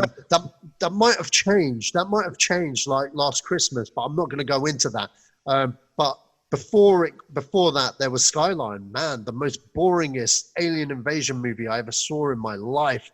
I didn't even know there was a second one. How is this getting a third one? Because you know really bad that I know so little about Skyline that I thought it was the Rock thing where he was like on the Skyscraper. Oh no, that's Skyscraper. That's the point. Oh, this is some other. I care about this, so I can get my shout. I have no idea about Skyline 1. I don't care about Skyline 2 or 3 if 2 ever existed. So Skyline had. In words of Dragon, then I'm out. So Skyline, the first one, it had Turk from Scrubs and a lot of TV actors. And it was an alien invasion movie that spent most of the time in an apartment with people cowering, looking at the blinds, going, shall we go out or not? And it was there was these 2 special effects artists that directed it. It was obviously an effect showreel for them, and it got them work on a directing gig. And it just really sucked, man. I cannot explain how much this movie blew so hard, man. Though, was it one that was based in an apartment, or was it special effects scene? Because normally you either go down one route, you have the budget to do one, or you try to ground it in some sort. Oh no, it looked quite big budget with the CGI and stuff. Yeah, especially on the trailer. If you look at the trailer, it doesn't look like it's set all in an apartment, but at some point in the movie, they just go in this apartment and they're in there for fucking ever, and you're just like, fuck's sake. Fuck's sake. And then it gets really interesting at the very end, and I actually thought maybe this is going somewhere, and just as it gets interesting, it ends, and then you're just like, is that it? Can I play devil's advocate, because I know nothing about this movie? I'll tell you like this, right? The best way to describe Skyline 1 is that what they did was they got the budget and they were like, okay, what's the easiest way to spend all this budget on the special effects? And I was like, okay, well, what if the majority of the film is in one apartment block? Mm-hmm. In just if it's in this one room or this one kind of penthouse suite, and everything takes place in one of the rooms or maybe the hallway or something, then we can just make the special effects as wonderful as they need to be. And that's what they did. See, the problem is the premise doesn't sound that bad, but you know what? The execution is everything. Like, wow. I was almost going to play devil's advocate, knowing nothing about this. I was almost going to play devil's advocate by putting another franchise as an analogy, in the sense that a lot of people shit all over The Purge 1 as being like this amazing premise, but done in like literally locked down in one house. And it's like, because this was a brand new premise, it was an amazing premise, but it didn't have the budget to do it. And they ever said, if we make our money back and people, you know, buy into this, we'll make The Purge 2 out in the real world and see the wider implications of The Purge. And they did that in The Purge 3 and The Purge 1 and so forth. And The Purge movies, I really enjoy them. I think because the idea is so strong, and it is slightly scarily, with Donald Trump in charge, sort of idea. If anyone's going to bring on The Purge, it'll be that fucker. But the whole point is, it's such a good thing that it's like. But if it really is a case of they're based in an apartment only because they've blown this stuff on like Sharknado effects, then that's just it does feel like a sci-fi movie. It's like, I don't know, it's like they've watched Independence Day and now they've got the Sci-Fi Channel version called Skyline, and it's like Transformers and they do Transmorphers or something like that, you know. And it's just like it is just an alien movie from, I mean, I barely remember it. I mean, it was. I just remember it had. I think it was like, there's like nobody in it. The most recognizable person you'll know it is Turk from Scrubs. There was the guy, Balfour or something, the actor. Maybe it was supposed to be his little big break or something like that, but then he didn't. He was the guy. He was in a few seasons of 24. That guy. The main lead was in a few. I think he was in season 2. Yeah, he was. No, I recognized him. One of the intern guys. Yeah, that's right. That's right. No, he was the guy in season 3 that had a problem with Kim Bauer from being the boss's daughter. Yes. Yeah. Milo. That was the character for 24. I love 24. But don't spoil it for Neil. Neil just bought the box set. He's never seen it. I've urged him to check it out. It's very good. I got the whole joint right here. I used to have that exact set. You probably own my old set. Has it got 24 Redemption? Has it got Redemption on there as well? Yeah. Okay. Right, but I was gonna say, right, for all the disparaging things we have to say about Skyline 1, Skyline 2 was a whole different kettle of fish. It had Frank Grillo and talk about the Purge there you go. No, it was either Tony Jaa or what? It was either Tony Jaa or Iko, the guy from the Raid. The Raid. Okay. It was one of those two. But both of them are in Skyline 2, and it's like they are like basically kicking ass. Iko Uwais, I don't know if that's how you pronounce it. Iko. Yeah, that's right. Frank Grillo. Yeah. Okay. Okay. Now, if I'd seen that one, it's got that sounds better. Yayan Ruyan as well. Yeah. See. Wow, my analogy with The Purge has never been more poignant. This is because it was like the same trajectory. The funny thing is if you make a film based in basically one setting, but you actually take some time, God forbid, to actually write a decent script and worry about the characters, you can make some of the greatest cinema ever done. Even in a TV series, some of the best TV shows in the history of like TV series are the ones where they spend one episode without the budget. They haven't blown the budget, so they put it in one place. And they end up, so there was like, so for example, in X-Files, there was one based in this weird, like research station and this and that, and ended up being one of the, I can't remember what it's called, but it was like a parasite that lived in the trees.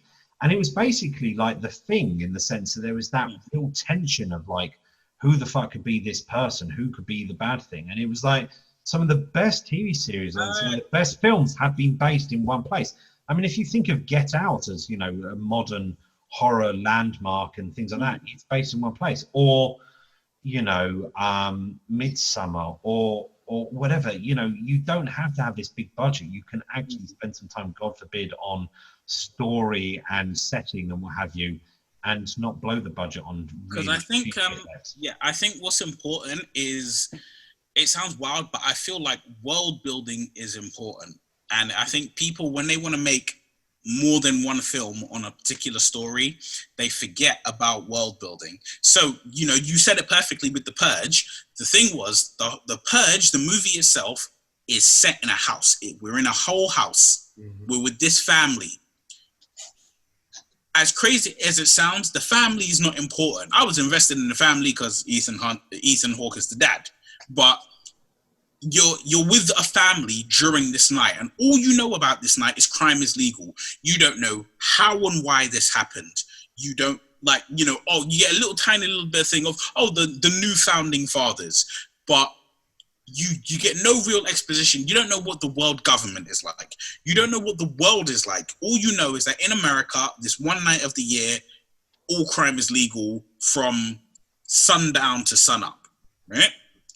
So in that, you're like, okay, that's interesting world building. Mm-hmm. But because you're focused in this one area, it kind of, it leaves you wanting more.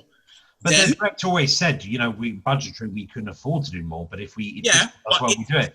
But it was the great, The Purge was possibly the greatest elevator pitch in the history of cinema, because the premise, which you can literally sum up in 2 lines, was like, fuck, that's amazing. This is the franchise of all franchise, because this is genius. This is such a good idea. Scarily poignant and slightly worrying that this could actually happen. But it's the greatest elevator. Nah, and if I'm holding the out. idea of The Purge didn't end up on the blacklist just for the premise alone, I have no idea why not. Because, if elevator pitches happen, if you said, crime is legal from sundown to sunup, the new founding fathers decide this is the way to get rid of everyone's angst and blah, blah, blah, blah. And it's just like, oh my God, this is the franchise of franchises. So, yeah, and that's it. It is world building, as you said. It is the greatest premise in modern history of cinema, because it has been milked quite a lot, and it is diminishing returns, but it is still good. Well, I say it's diminishing returns. It's most Purge movies are, Frank Grillo, maybe because of it, are better than the original one, because they explore the greater world and the depravity of it. And then it then begins to become diminishing returns to an extent, but it is still intriguing because of premise. But even when you say that, when you look at, because I say the first 3 Purge films, the first one is just set in a house. You're with that family. The night's done. You don't need to know how that family move on from that. The second one, right? So we find Frank Grillo's character, and it's just the simple fact of we're following his character, and there was a couple other characters, and we follow them, but he's the guiding force. He's the defining factor. Purge 3, he's now a sub character, but we see a development from where he is at the end, when them bells start ringing at the end of Purge 2 to where we get Purge 3, all while wrapping up and saying, okay, but right here and right now is world building. Look at something like The Raid. The Raid is perfect, because it's just arguably 2 lines, is cops storm an apartment block full of criminals and get trapped. Mm-hmm. I think The Purge is better, and I realise we've completely gone off the original subject, and I know so little about Skyline. I really don't give a shit. So going back to the I think The Purge is the closest analogy, and I realise still there is a massive jump in quality, but I realise I like The Purge, but I think it's more akin to the Alien franchise in the sense that the first one was like a horror stroke home invasion, the first Alien movie and stuff like that. The second one became an action, and yet they are both very, very good in their own way, and they have their own strengths, because it is changed genre, but it has enough of a premise that you go, I'll buy that. It is good enough that Aliens and Alien are absolutely tour de forces in their respective genres. As much as, yes, Purge 2 I still think and Purge 3 are better than Purge 1, but Purge 1, Ethan Hawke is a strong character. The actors and the actresses are good and what have you, Lena Headey and stuff like that, and it's a good movie. But the only people that have an issue with that are the people who go, but it's a waste of such a good premise, and then it became not wasted and what have you. But a good premise is enough to make, Get Out is a good premise. The Quiet Place is a good premise. And if you have a good premise, people invest into it. And it doesn't sound like Skyline has a good premise. So I completely digress, but that's because I know fuck all about Skyline. So I apologize. So like I said, Skyline 2 is like, it's almost like they made Skyline 1 and they were like, we're going to put every red cent we can into the special effects. And then they got to Skyline 2 and they was like, all right, well, that didn't work. but I got away. I got away to save it. How? I know a guy. Oh dear. Well, was it good? Well, I've just had a look online, and Beyond. It's called Beyond Skyline. Right. It's got the Yeah. first one's got like 16 to 18%, both critics and audience. This one's 65% critics, 34% audience. So, Right. Yeah. This is a little better. I mean, like, I watched it and I'm I not was like, doing it's it, by the better way. than I'm done. I got burnt. I'm not doing it. You normally expect the audience to back something up more than the critics. It's weird that it's the other way around. You know? exactly, especially for a movie like this. So, but with the cast, I might give it a go at some point. Yeah, the critics are normally more pretentious. It's a good way to spend, 90 minutes to 2 hours that you don't mind losing. I mean, I might give it a go just because I like Independence Day. Independence Day. Yeah. Do you need to watch the first one for the second one? I hope not. I'm not committing 2 films into Yeah. this. One maybe. And a push. You I'll don't watch really the need second one. to. No, you don't really need to. Maybe just watch the trailer for the first one. That'll be enough. Yeah. Sure, Like, if you've seen the first one, you don't need to watch it again. If you haven't seen the first one, just watch the trailer and be like, okay. Okay. Or I think I did one of my famous synopsis. Read the Wikipedia synopsis of Skyline, then watch Beyond Skyline. Right. You could not waste time watching Skyline 1 or 2 and, do something more sort of, useful. I think I got my old, what's that? You know when Facebook shows you your old posts? Mm-hmm. Yeah. Yeah, I keep getting the Skyline one from when I came out of that, came out of the theatre watching it. Memories, yeah. In fact, I remember it was a night shift. We'd finished work and I was at Westfields at the time, and then we put on a movie. So I was watching it like late at night, late in the morning even. Maybe And you're just tired, Sasha. Maybe you're just no. Trust me, that film sucked. No, you know It what? sucked Skyline bad. is a film. If you're tired and you start watching it, And I remember I had a, you'll be like, what am I watching? I remember like Vicky Manchester, she saw my Facebook for some reason and I think she interpreted it that I liked Timeline, and then she watched it and then she put up on Facebook, Sasha, how dare you make me waste my time with this shit movie? I was like, I never said it was good. You need to reread what I wrote. And then she did. She tried to pull up the text and she did. I was like, I'm just putting this out there. I know nothing about Skyline at all other than what I've heard here today. But I'm just going to put this out there that I saw on Facebook today, Satch, that you'd basically checked out your own MySpace thing. And that to me is less of a waste of time for really films. And who the fuck uses MySpace? So I'm just saying that's how much I care about Skyline.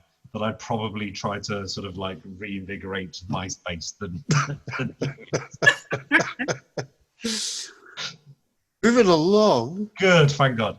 Moving along. Vinnie Jones spilled the beans about his disappointment with X3. Who's not disappointed with Yeah, it was on the record We've recently. been saying this for like, what, 20 years or something? I don't know. It's like, Yeah, he was An on, irrelevant actor who's desperate for attention in the post-COVID era has basically said especially because X3 is shit, and we've all gone, no, you know what it is? Well, joking. you say that he's in a film with Ron Perlman, and I think it's just Ron Perlman. But it's like it's him. Movie extraordinary. He plays like an old time gangster, or he's like an enforcer for a gangster. So Vinnie And Jones it's plays like Vinnie this- Jones, right? They're Okay. in like Florida or Louisiana, something like that, and like they kill his woman, and then he goes revenging after everyone. Oh. And I imagine that as promotion for that, he probably like, oh yeah, by the way, what's the biggest thing right now? Comic books. I was in a comic book movie. Yeah, X-Men 3 was shit. I didn't like playing it. By the way, go watch my new movie. yeah, but maybe. yeah, Sounds like he one of the kind- ones that Liam Neeson turned down. Yeah, he kind of made out that Matthew Vaughn, who was attached when he got cast, which is why he got cast, had different plans for Juggernaut in that movie entirely. And I Brad don't just know kept how cutting to.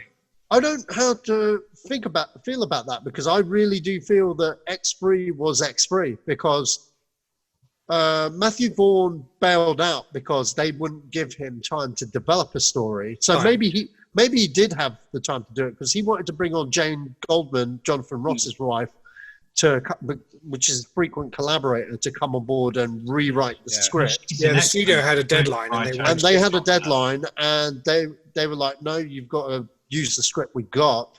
And he left the project without Vinny, and Brett Ratner came on board. Had 3 weeks to work this shit out, and so Vinny he probably Jones did have conversations with him. But as far as Brett Ratner said, he's just been like, no, it's only ever what it was. So I think it's like, I don't think Vinny ever saw a script with more stuff in it, but he probably had a conversation where Matthew was like, I want to do more with this character. Love you to be on board. Agreed. And happened. So it's probably a bit of both, but it's that I'm the juggernaut bitch, isn't it? It's that's the line. It's like that's maybe when the film died. That's when the franchise died. I don't know, but it was that line that just felt so out of place in that movie, and that was kind of tragic. Everybody eats him for that. I'm the juggernaut bitch. For me, it was his opening line. I don't even remember that. Where the door opens and he's like, "Oh, let me out of here. I'm dying for a wee," and I'm like, "Oh, really? What?" That's how much I've forgotten. He's just a shit actor. He's never meant to be an actor in his life. He just about, was it Snatch, the garage? Lock, Stock and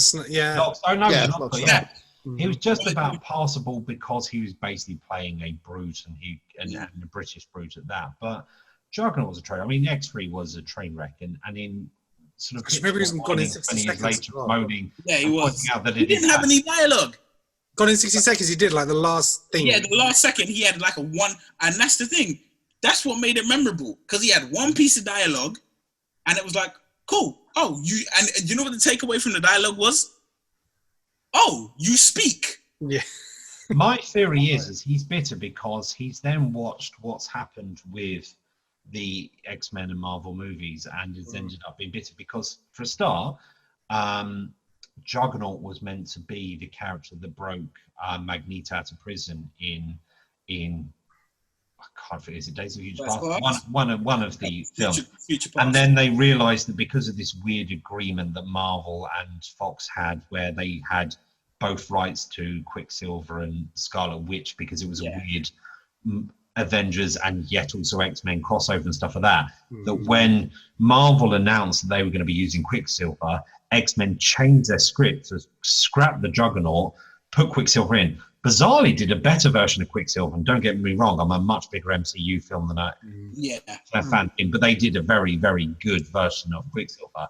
And then Marvel, giving the proverbial middle finger, said, do you know how little we give a shit about this? We'll kill our Quicksilver. Fuck you. We don't give a fuck.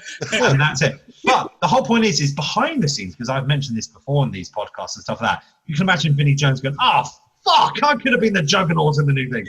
And then it was like, okay, that's all right. Deadpool 2 is going to use the Juggernaut. And it's like, we're not. And Ryan Reynolds killed it with Deadpool.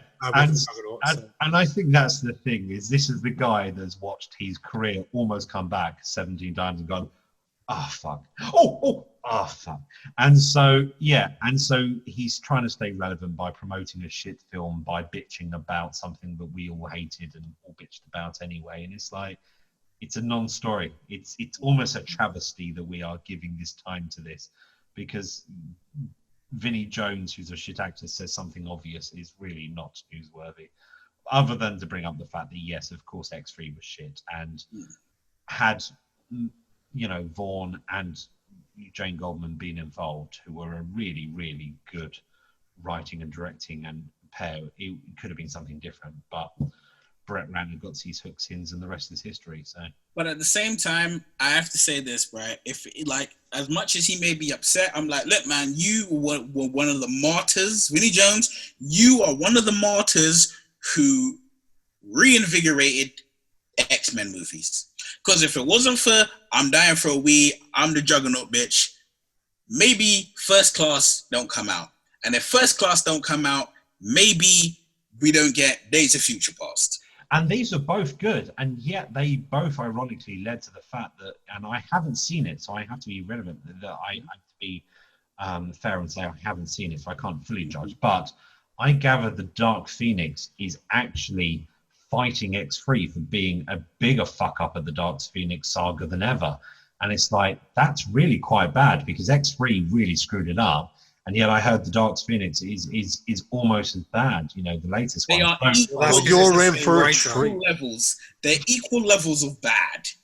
Which is not good when you're equal levels of bad. But you know what it is? They're equal levels of bad, but for opposite reasons. Yeah, but that's because it's the same writer, and then he managed to write one movie, and then the other one he's going to write. I'm going to write and direct it. You know, so just so bad. To give it credit, Dark Phoenix, probably the last 15 minutes or so, the train scene is pretty cool. Yeah, that is a pretty good action scene. I mean, I liked the reboot of where they were going with X-Men and stuff like that. I mean, I loved all the casting as well. Awful. Yeah, same. I loved, what they did with Days of Future Past, some of those things, and First Class. I always thought that, oh God, what's the next one? Apocalypse. Don't get me wrong, I love the actor, but I still felt it looked a little bit like a sort of Power Rangers baddie. It was a little bit cheesy.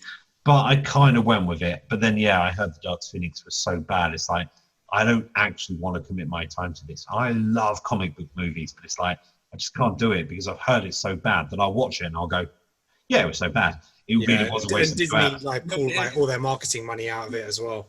The problem with Dark Phoenix for me is with X-Men 3, you kind of knew you was on a bad footing from the beginning. You start watching it and you're like, something just doesn't seem quite right. Benny Jones. With Dark Phoenix, it actually looked like they were starting well. Mm-hmm. They actually started well and then went downhill. Whereas, it was like, oh, okay, this looks like it could be something. I was burned once before with X-Men 3. You're not going to make the same mistake twice. And then the writer was like, hold my beer. Yeah. But it's just the fact that they obviously tried to cram it into movies. Sacha and I spoke about it previously. It needs to be like 3-4 movie arc. It needs to be like your end game. It needs to your Infinity War thing. It's such a big storyline. And, they forget that she turned into the Phoenix character at the end of Apocalypse. And then in the new movie, they're up in space and she gets her powers. It's like, hold on. Where's the continuity even between the last two films? Well, this is the discussion that I've had a million times on here with Neil or Sacha or Joe is the idea of, again, I'm a bit of a fanboy of the MCU, but it is the fact that Kevin Feige has got this grand plan. He's written shit down. He knows what's going on for years and years and years of movies, and they are turning up movies quickly and stuff like that. Whereas Star Wars, which, again, by Disney didn't, J.J. Abrams basically set something up. Rian Johnson rewrote it. J.J. Abrams ignored it and went back to what he originally had planned. And there's no continuity, and that's the word. Continuity is key. If you're coming up with a cinematic universe, which seems to be the new thing that everyone's trying to get into. We want a cinematic universe, be it the Universal Monsters cinematic universe or this or that. You need a head honcho who knows what they're doing. And Kevin Feige is the person who does it right. Kathleen Kennedy, not so much for Star Wars and what have you, nor George Lucas, in fairness, because he fucked up his own prequels. He turns out to be a good overall story man, but as a director and a writer, not so much. But, that's what you need nowadays. And and it's just not happened with half of the modern shit that's happening. So, I mean, Greg, you put up a great point, and I wanted to jump on it. I know we're getting away from what we were discussing, but so myself and my girlfriend have been watching the MCU from Iron Man 1 through, just watching them all, in a run up. And today we finished watching Black Panther. Right? Yeah. Now, I forget that when I watched these films, I watched them all as they came out. And I might have when Avengers 1 came out, I watched, the first 5 films. Or when Avengers 2 came out, I watched, all the films that ran up to it. But I feel like I wasn't actively paying as much attention as I should. Now, this time round, because I know what the ending is, i.e.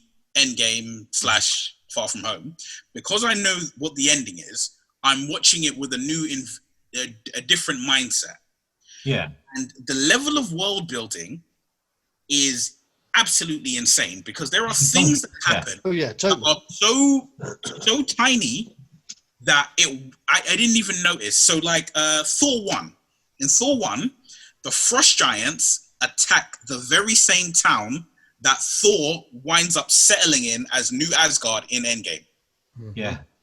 And I'm like, something as tiny as that little tiny level of detail, right? Which 95% of people are going to completely just ignore, because how many people, by the time they watched Endgame, had Thor 1 relevant in their head? And it's just a tiny little speck of dust, a speck of nothingness in the MCU universe. But it's just like, that's the level of detail we're working with. Whereas every film, especially when it's time to make a sequel or a reboot or whatever, I'm like, all you need to do is watch what came before. You have it there. You ain't gotta spend a day and 2 days. You're just like, okay, what am I making? Dark Phoenix. All right, cool. Here's what I'm gonna watch. I'm gonna watch the X-Men 3 to see how not to do it. And then I'm gonna watch what? Not Days of Future Past. What was the one? X-Men cartoon. I'm gonna watch Apocalypse, and what was before Apocalypse? Days of Future Past, was it? Days of Future Past, I think, wasn't it? Future Past? Yeah. Right, okay, well, I'm going to watch that string of films just to get a sense of where my characters are. And maybe I'll watch the X-Men cartoon, because they did it as well. Mm-hmm. And maybe you read up a comic book. Maybe you read the whole Dark Phoenix saga, and then voila, everything is there. It's right there for you. You ain't got to do much, right? I could take a second year university BA film studies student, give him all that material, and he's gonna crank out something better than what we watched. And they spent millions on it. Yeah. I think if, cinematic universes, along with reboots and various other things that seem to be very popular in the current cinematic zeitgeist, I think if you are going to go down that route, you have to have that sort of patriarchy or matriarchy, big daddy, big mummy figure who goes, this is shit. I am the end of the day, I'm the person that everything, the buck stops here. I have the big picture, if you fit within that picture. And Disney is normally good at this, but they're not with like stuff that's been embarrassingly shit, because the trilogy movies have been like, we'll take a punt on these different directors and they all do their own thing. Whereas if they'd gone, well, this is the overall storyline, but you can do your own shit within that. That's fine. And that's why the MCU can go, well, take Taika Waititi, because we know that you're not going to turn Thor into a purple sort of jellyfish transsexual, because we're not going to allow that. But if you want to bring your humor and stuff to a character that's normally quite stead and stifled, that's awesome. And it works. And that's what works. Whereas the DCEU is just an embarrassment in the sense that they're just trying to emulate the MCU, and it's all over the place in tone and stuff. So, and that's why, with comic book movies, the DCU does well when it steps away from that. And it's not necessarily even the DCU, but using DC IP, it works when you do a Joker and you have Todd Phillips come in and do this, or Christopher Nolan does a trilogy which isn't linked to the DCU because it didn't exist at the time and so forth. This is where it works. But yeah, no one has done the cinematic universe and working as much as the MCU at the moment. So I have no idea what the original point was. That's exactly what I was going to say. I've diversified so much. Vinnie Jones moaning about X3.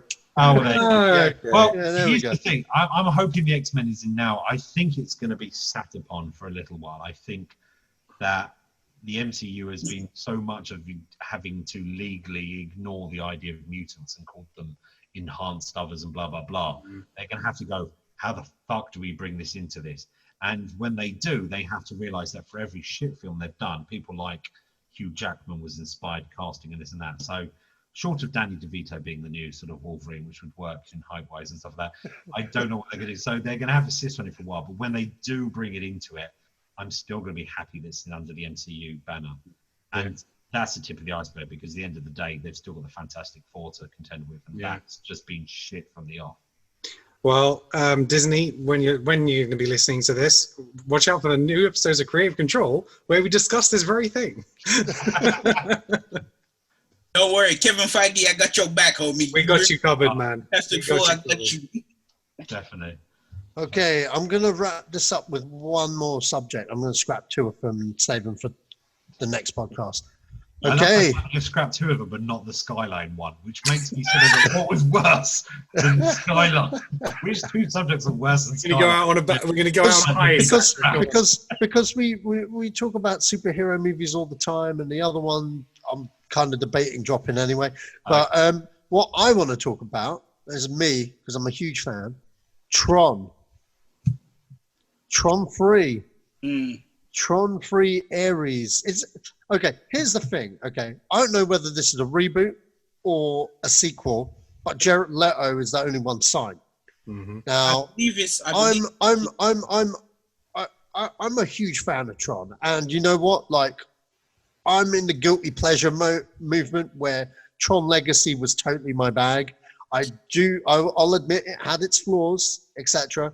But the greatest Daft Punk music video I've ever seen in my life, and that film was so good. And they did Luke Skywalker better in that movie than they did in Star Wars, because Jeff Bridges coming back and kicking ass, and with his epic death, oh my god, that film was so good. Some of the worst CGI though in modern movies. Oh yeah, totally. Jeff Bridges was nightmare fuel. if they had the technology they have now with like what they've done in that, you say like, totally. Like that, they could go back and redo that. But. Yeah, they could.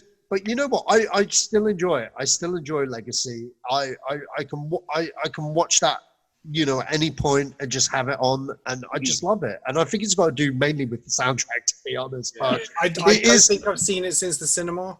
It is a guilty pleasure movie of mine, and I really love the original movie. But I wanted more. I wanted another one. But the reason why Disney never invested in Tron 3 before was because Tron Legacy was supposed to be their Star Wars, and then what did they do? They just bought Star Wars, and because of Disney Plus, they've kind of looked at Tron and was like, you know what? Because of the success of Mandalorian and stuff, and the new technology that that has evolved from that show, they're like, we could actually bring a Tron at a lower budget, which has brought into account this Jared Leto interpretation. Now, I don't know who Jared Leto is, but I hope he's not Finn. I hope it's not a reboot. I hope it's a continuation in some kind of way. But even a gritty reboot, or not a reboot, but a gritty continuance. I think that's where you go. Here's the weird thing, right? When Tron Legacy was coming out, or not when it was coming out, when it had come out, Disney had invested a shit ton into it, because totally. There's the Tron ride in Disney. I think it's Singapore. Yeah. Tokyo, one of the two, right, has an actual Tron roller coaster, which looks amazing, right? And that rapper Flow Rider, had a Tron cycle built in real life that is road legal, that he was riding up and down Miami or in at night. And Disney went out there and they made a actual animated TV show of Tron. Right, I think it was called. Oh, that's the Elijah Wood one, right? Yeah, I think it was. Yeah, and it's got the guy. It's got the guy from Babylon 5 that's in Tron and Tron Legacy. Yeah. Right? So they went out of their way to push it, and obviously it didn't. It wasn't a failure, but it didn't bring in the money that they thought it was going to bring in, because, like Sash said, they wanted it to be their very own Star Wars, and that's not what happened. So they were like, "Fuck it, we'll buy Star Wars." Right, which they did, but I think now they've reached the point of, okay, well, you know, we couldn't beat them, so we bought them, and it was like, all right, well, that's kind of, you know, the dust is settling on that. What else we got? What about the reason we tried to beat them in the first place? Hey, we have our own streaming service. The money revenue, we don't need to spend that much money. The technology is caught up to where we need it to be. Let's go for it. I know you say that, but do you mind if I bring up a sidebar about Disney technology? Because they are seriously inconsistent, because Disney could be argued of both leading the charge and also, you know, erroneously fucking up the de-aging technology. Because in the MCU, and I'm not generally just trying to be an MCU fanboy and totally bad to that, but the de-aging technology are things like Samuel L. Jackson in Captain Marvel and in Guardians of the Galaxy 2 with Russell and stuff like that. Exceptional. And yet Jeff Bridges just looked like some weird ass plastic stuff. And then sort of in between them.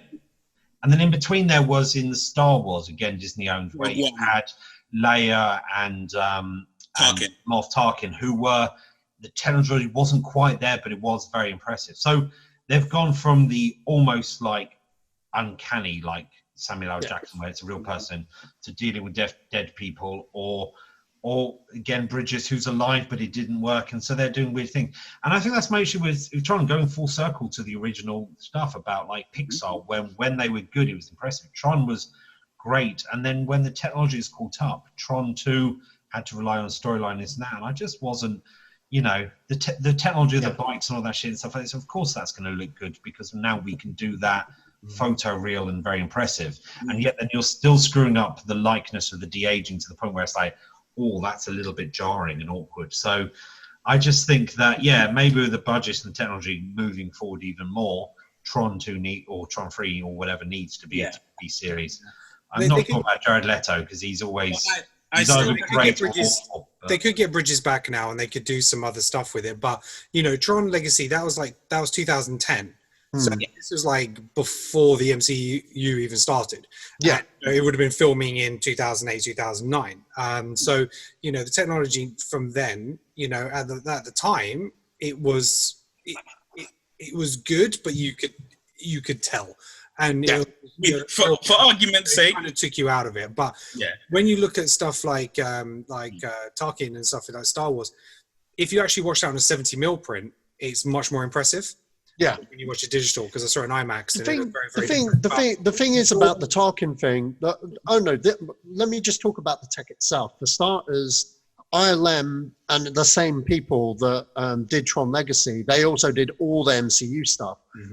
This de-aging technology, there's a lot of variables to it, because Greg, you mentioned two of the ones that work really, really well.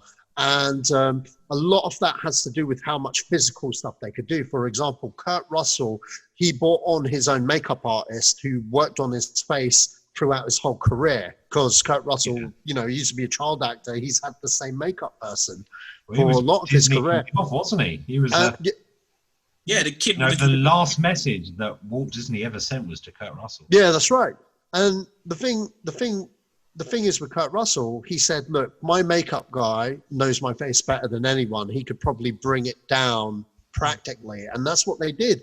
And apparently when they did it practically, there was very little CGI work that the animators had to do to do that well.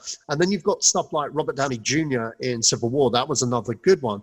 But what you've got to understand, you're dealing with lighting with that one, because if you looked at the scene, it was very bright lights, and with CGI, with CGI, if you look at stuff with heavy CGI, take a film like Pacific Rim, that's set mainly in the dark, because when you've got it in the dark, you can get away with a lot of the tricks, you know, or you up the saturation to so much that it's really light, and you can get away with a lot more of the tricks that way, because lighting plays the key. With the case of Princess Leia now, they just had the wrong actress, because the girl they hired to double for Carrie Fisher, her face was very much an oval shape rather than a round shaped face. So when you look at Carrie Fisher in that film, you're like, yeah, she looks weird, and she looked weird because, the face was. Someone did a deep fake of that recently, and the deep fake looked better. I've seen it. It looked better. It looked moving forward. Yeah, that's right. Then that brings all the Christian Glover rules of, you know, well, I'm not going to let you use my face, and we'll Will places go, well, you can use my dead family's face, but then do we get a fee or what happens? Yeah. You know?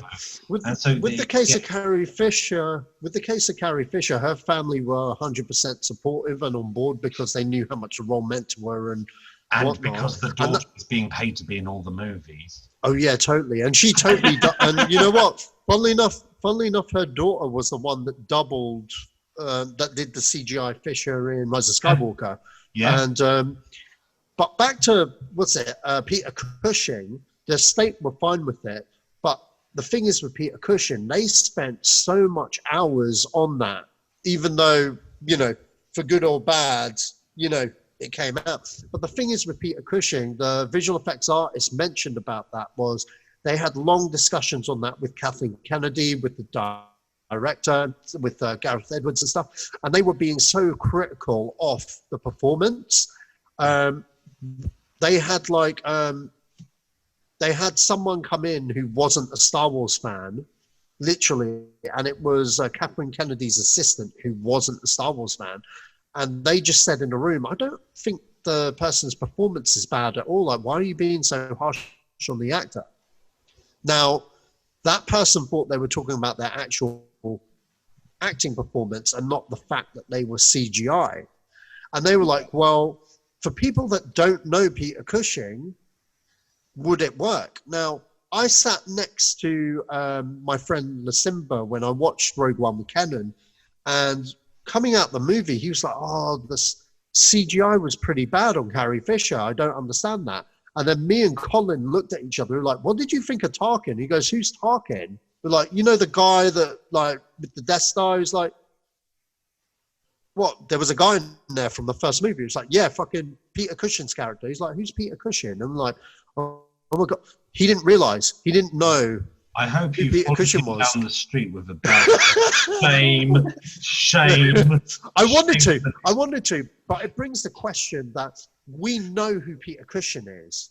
You know what I mean? And we're big movie buffs, we're big Star Wars fans, and we know it. So when the minute he showed up on screen, we were like fucking hawks, man. We were just like, oh my God, look, it's so shit. Because we know the trick. You know what I mean? We know the trick. I beg to differ. I didn't think it was shit. I sat there and went, it's weird. Actually really good. This is where this limit is right now. I know it's going to get better. I'm impressed. I think because it wasn't 100% photoreal now, I think they should have put him in the dark more and had less. Agreed. On in the light. Agreed. Because then it would have been uncanny and terrifyingly poignant. Funnily enough, I thought it was a good idea.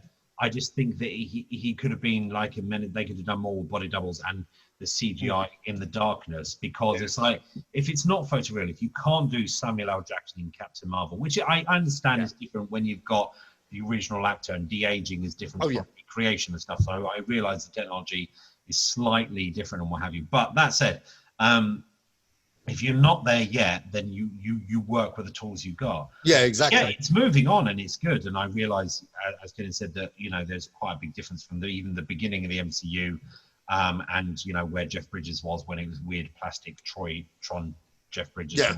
But yeah, the technology is moving forward and stuff like that. But then I'm also slightly scared, being slightly old school, that it's all going to be CGI rather than using practical effects, because as you said, so much was done with makeup and lighting. Then things that are really groundbreaking are the ones that sort of like, the Thing 1 and the Thing 2, great, they're good films. The Thing 2 was actually a good thing, but when they got rid of the original, the practical effects people said, they actually made all the practical effects, and eventually they went, actually, no, we're just going to place it all with CGI. Yeah, that's right. CGI. And when you amalgamate the two is when you get the most realistic things. When you totally. Same with Jurassic Park. Yeah, exactly. Man. And that's why, Jurassic Park is an amazing movie. Like, hands down. You know what? Now that Joe's not here, I can hate on that whole franchise. You know what? I only like the first movie. All right? I don't acknowledge anything else other than that first movie. If I acknowledge something else, it's probably the good parts of The Lost World, because I just felt the third act let that whole movie down. But that first movie, Where's the Goat? It's never been topped for me. Has never been topped for me. The first movie was by far the best. Oh yeah. If the movie is released now, it would still be at the standard. Exactly. And the other thing about the other thing about that, they use Stan Winston's puppetry to their fullest effect, and then when they made the switch to CGI, it was so seamless. It stands up today. And you know what? I've seen behind the scenes of that film, and there are certain shots where I didn't know was half practical, half CG, and it's the way Spielberg moves the camera, because there's one bit where they're inside the car and the T-Rex is going towards the kids. You see the practical shot, and the camera moves and then moves back in one shot, and as it moves, that's where it makes the switch to digital. Your eye just completely, you're so transfixed on the scene itself, you don't see the switch, but it's so seamless in the shot. The shot is so seamless. Spielberg's a fucking master. Well, we have to say, and this is not a disrespect or anything, I totally agree. I think Jurassic Park is arguably, for what it did as a film, it arguably the best film ever made. Oh yeah, for right. Well, no. In terms of, I get what you're talking about there. You know what I mean? I get what you're talking about there. Thing, right? Yeah. In terms of effects, yeah. That sequence, even though, because you think about it, that's not the first time we see dinosaurs in the film. Yeah, the first that's time we see dinosaurs running around is he's like, you did it. Here's a dinosaur. We see that, right? But that whole scene when you need to turn on the terror, it happens at night, which is what we were talking about. Where it's when it's night, it's kind of dark, and that switch between actual, puppetry, and for fuck's sake, you Stan Winston, right? I was like, if you're making Stan Winston animatronics, I'm like, well, you got the win already, and it was like, yeah, we've got the win, but we want to win in such a way that no one ever beats our final score.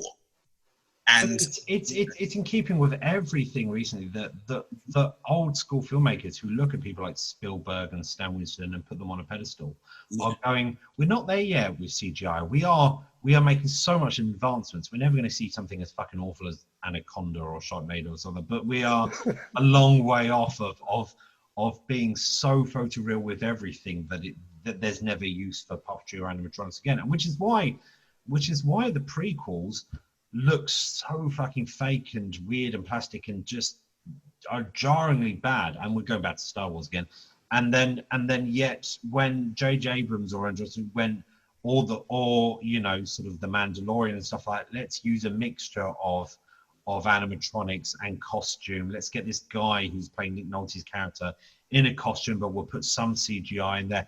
It is seamless, and you go, my God, that feels real, and that's what works. You don't get me wrong. You can sit there and bitch about some weird, Luke Skywalker drinking the green tit juice of a fucking sea cow, but that sea cow was excellently realized.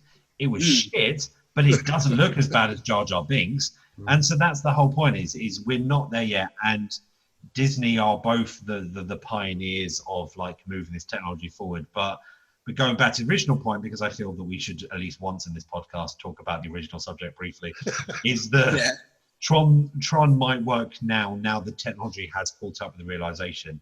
But the downside, going again, referring back to the Pixar stuff, is all the clever bike shit and the stuff that made Tron stand out at the time is going to be wasted amongst this sea of amazing effects. In the days that we have Ready Player One, the effects for Tron, the TV series, are not going to be that impressive. However, the de-aging might work now and so forth. But they, God forbid, and I don't think it's a bad thing, they might have to rely on storyline and good storytelling and things that should really be realized in this day and age. So.